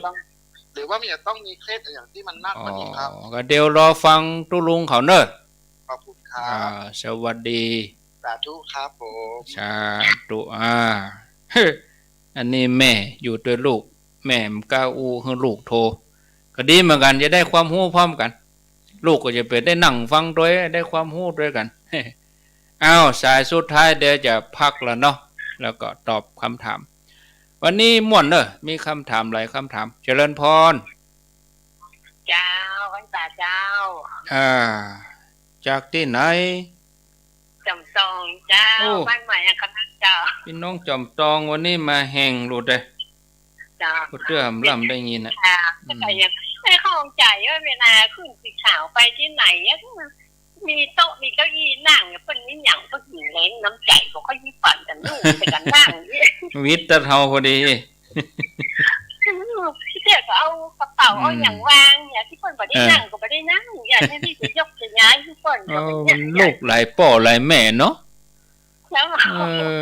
แต่เล้งน้ำใจธรรมดาลูกบางทีเขาบอกก็เก้าอี้เปิ้นมี200คนไป300เนาะผ่านคนยืนกันที่จะยกกระเป๋าคนนั่งก็เป็นสันละอย่าแค่เอาไว้ให้คนอื่นกับโหจองไว้กับโหเพื่อนเข้าห้องน้ำจะมีไผ่นั่งแต่ว่าจะพูดแล้วเป็นยังยืนออกกำลังแข่งเจ้าเนี่ยสาธุเนอะสาธุก็เซลเล่นกันไปกันมีก็ขออนุญาตได้พักก่อนเนาะญาติโยมสำหรับการได้รับสายก็เดี๋ยวจะมาจะปิดโทรศัพท์กำเดียวก่อนทวนก่อนเนาะคงจะจับเวลาพอดีตึงตอบคำถามตึงสนทนาตึงทวนสายมีตึงมดอยู่โหล1 โหล1พอดี1ยายจัน2แม่มะริวันแม่อาย3ปังโมกหลวงพ่อกฤษ4ป้อหนานสารปี5สันปงแม่ริม6แม่ชีกันธนีเวียงเป่า7บ้านหลองวัดบ บ้านห้อง8แม่คือโดยสเก็ต9อันนี้อยู่ปุ่นแม่อายแม่แหลงแม่อาย10ยมเปียกบางนากรุงเทพมหานคร11จอมตอง12ก็จอมตองมีคำถามส่วนใหญ่ก็เป็นเรื่องเกี่ยวกับการกินการต้านการทำบุญสายแรกอยู่ที่บ้านห้องบ้านร้องวัดบ้านห้องถามว่าบ่ได้ไปฟังธรรมกลางภาษาแต่ว่าไปตานเมื่อเจ้านี่ไปกะแต่บ่ได้ฟังธรรมครับท่านพระครูครับตานบารมีเขาได้เต็มแต่ว่าปัสสัมปันโน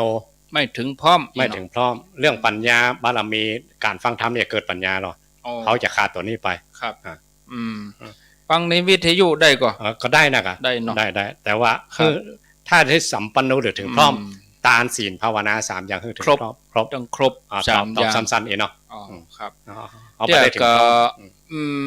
โยมก็มีหน้าที่อันนั้นความจำเป็นในหน้าที่มันจะขัดครับจะทำให้บุญเขาบัดได้ถึงพร้อมบางคนก็ใส่บาตรแล้วก็ไปป้อนใบสักกำลำไยมันจะแตกตุลุงเมื่อบัดได้ถึงพร้อมผลมันก็จะบัดได้ถึงพร้อมเหมือนกันเมื่อมันอยู่ที่เหตุที่หรอครับเหตุของการทำต้องหาจังว่าโอกาสบ่ใช่ว่าสุดว่าสาบ่ได้ไปเห็นเลยบ่ใจก็โยมต้องไปเห็นสักวันก็เนาะสุดว่าสาตลอดนั่นน่ะไม่คือโดยสเก็ตคนตายโหงตายพายตายบดีจะตานในวัดก็ว่านอกวัดอันนี้เงื่อนไขของการตานนะครับ1คนตานนี่ต้องมีศรัทธาศรัทธาก่อนและอันที่2วัตถุทายทานของตานครัวตานอันที่3เนื้อนาบุญคือปฏิฆาหกคนฮับตานถ้าถึงพร้อมอย่างนี้ตานจะได้ระบริบูรณ์เงื่อนไขของการตานได้เหมือนมีเรื่องเกี่ยวกับสถานที่เกี่ยวสถานที่เกี่ยวกับเรื่องสังฆกรรมถ้าสังฆกรรมเนี่ยสวดไปเลยไปได้ต้องสวดในบทสวดในเสมาครับเงื่อนไขของสถานที่เรื่องบทสวดตานนี่มีเงื่อนไขเรื่องสถานที่อันนี้พระองค์ตัดเลยนะครับถ้าเงื่อนไขของการตานเนี่ยจะถึงพร้อมบางคนก็ว่าตายโหงตายพายไปตานในวัดบ่ฮับบ่ได้เนี่ยธรรมะของพระองค์เป็นอัปปมาโนแผ่ไปทั่วหมดอย่าว่าแต่โลกนี่เลยหมื่นโลกธาตุแสนโกฏจักรวาลอนันตจักรวาลธรรมะของพระองค์แผ่ไปได้หมดตอนที่ตายแขวนคอก็ศพไปไว้ในวัดนั่นตายรถจนตายคนฆ่าตายตกน้ำก็ศพนอนในวัดกึ่งดึงเขาว่าอันนี้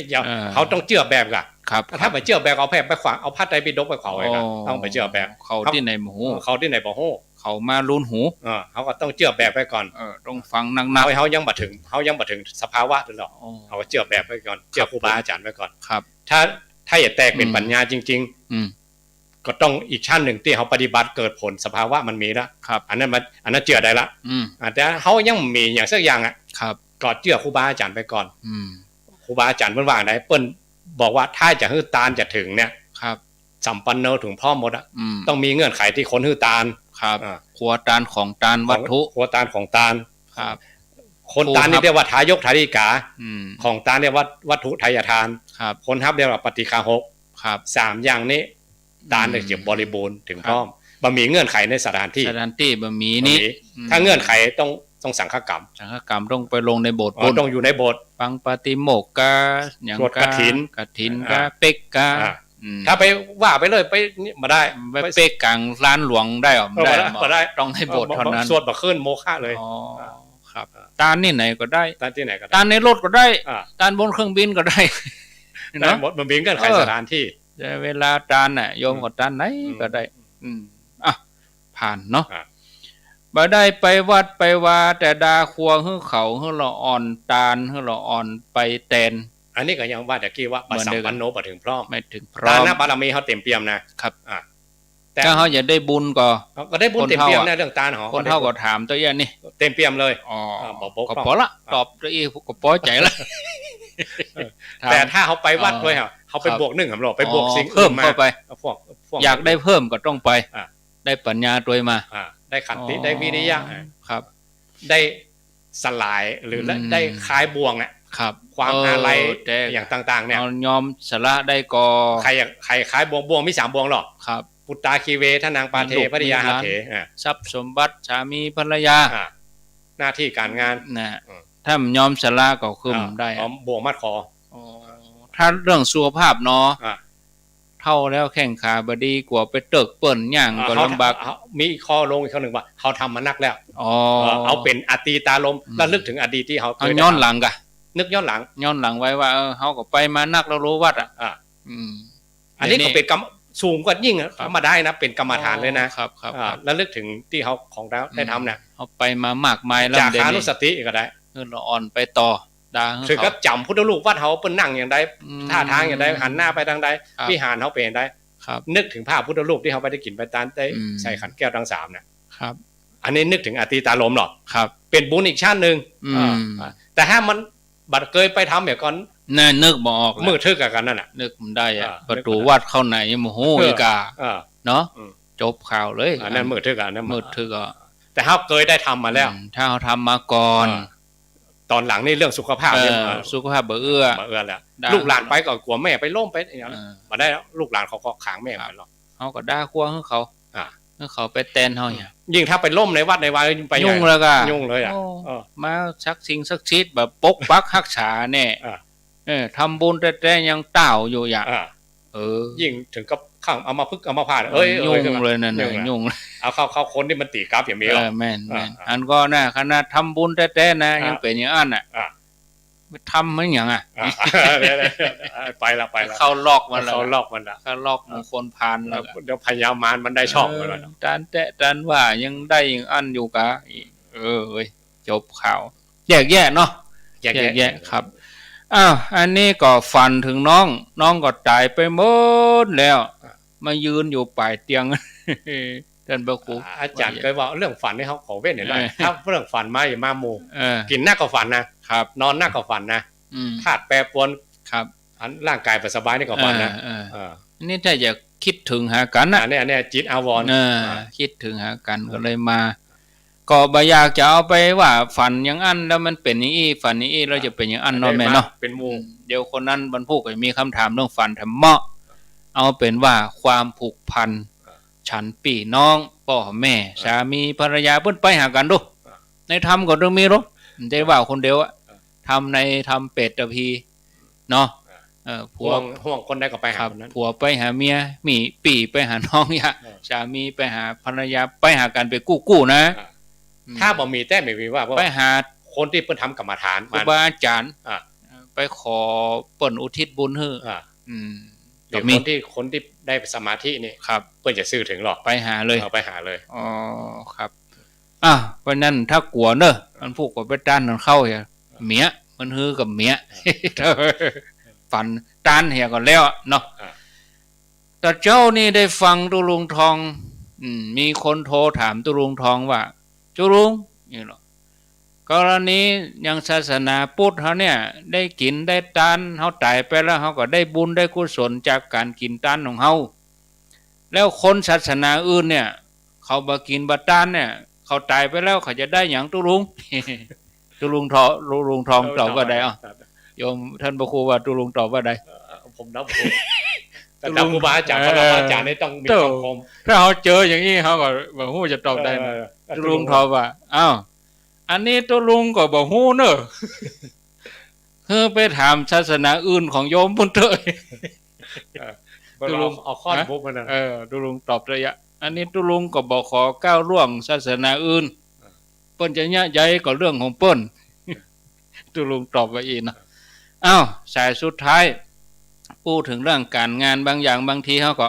ไหลหากันเนาะมันจะได้ดังใจเฮาหมดบางทีก็เป็นไปบ่ได้เนาะครับขอนิมนต์ท่านพระครูเดี๋ยวอาจารย์เนี่ยที่เพิ่นว่าผมถึงบ่เชื่ออีกสักอย่างนะอาจารย์เนี่ยก็อาจารย์กฤษปางโมกเชียงดาวครับอันนี้ประกอบสุดโต่งล่ำไปเหมือนกันคือเฮาอู้เรื่องเวสสุวรรณเนี่ยก็เพิ่นก็เริ่มเชื่อนักละไปว่าหัวดื้อถ้าเชื่อก็งมงายครับแล้วอาจารย์ไว้ลงที่ไหนก็นั่นน่ะลงตะอันนี้ปัดปฏิเสธเนี่ยหมดที่จริง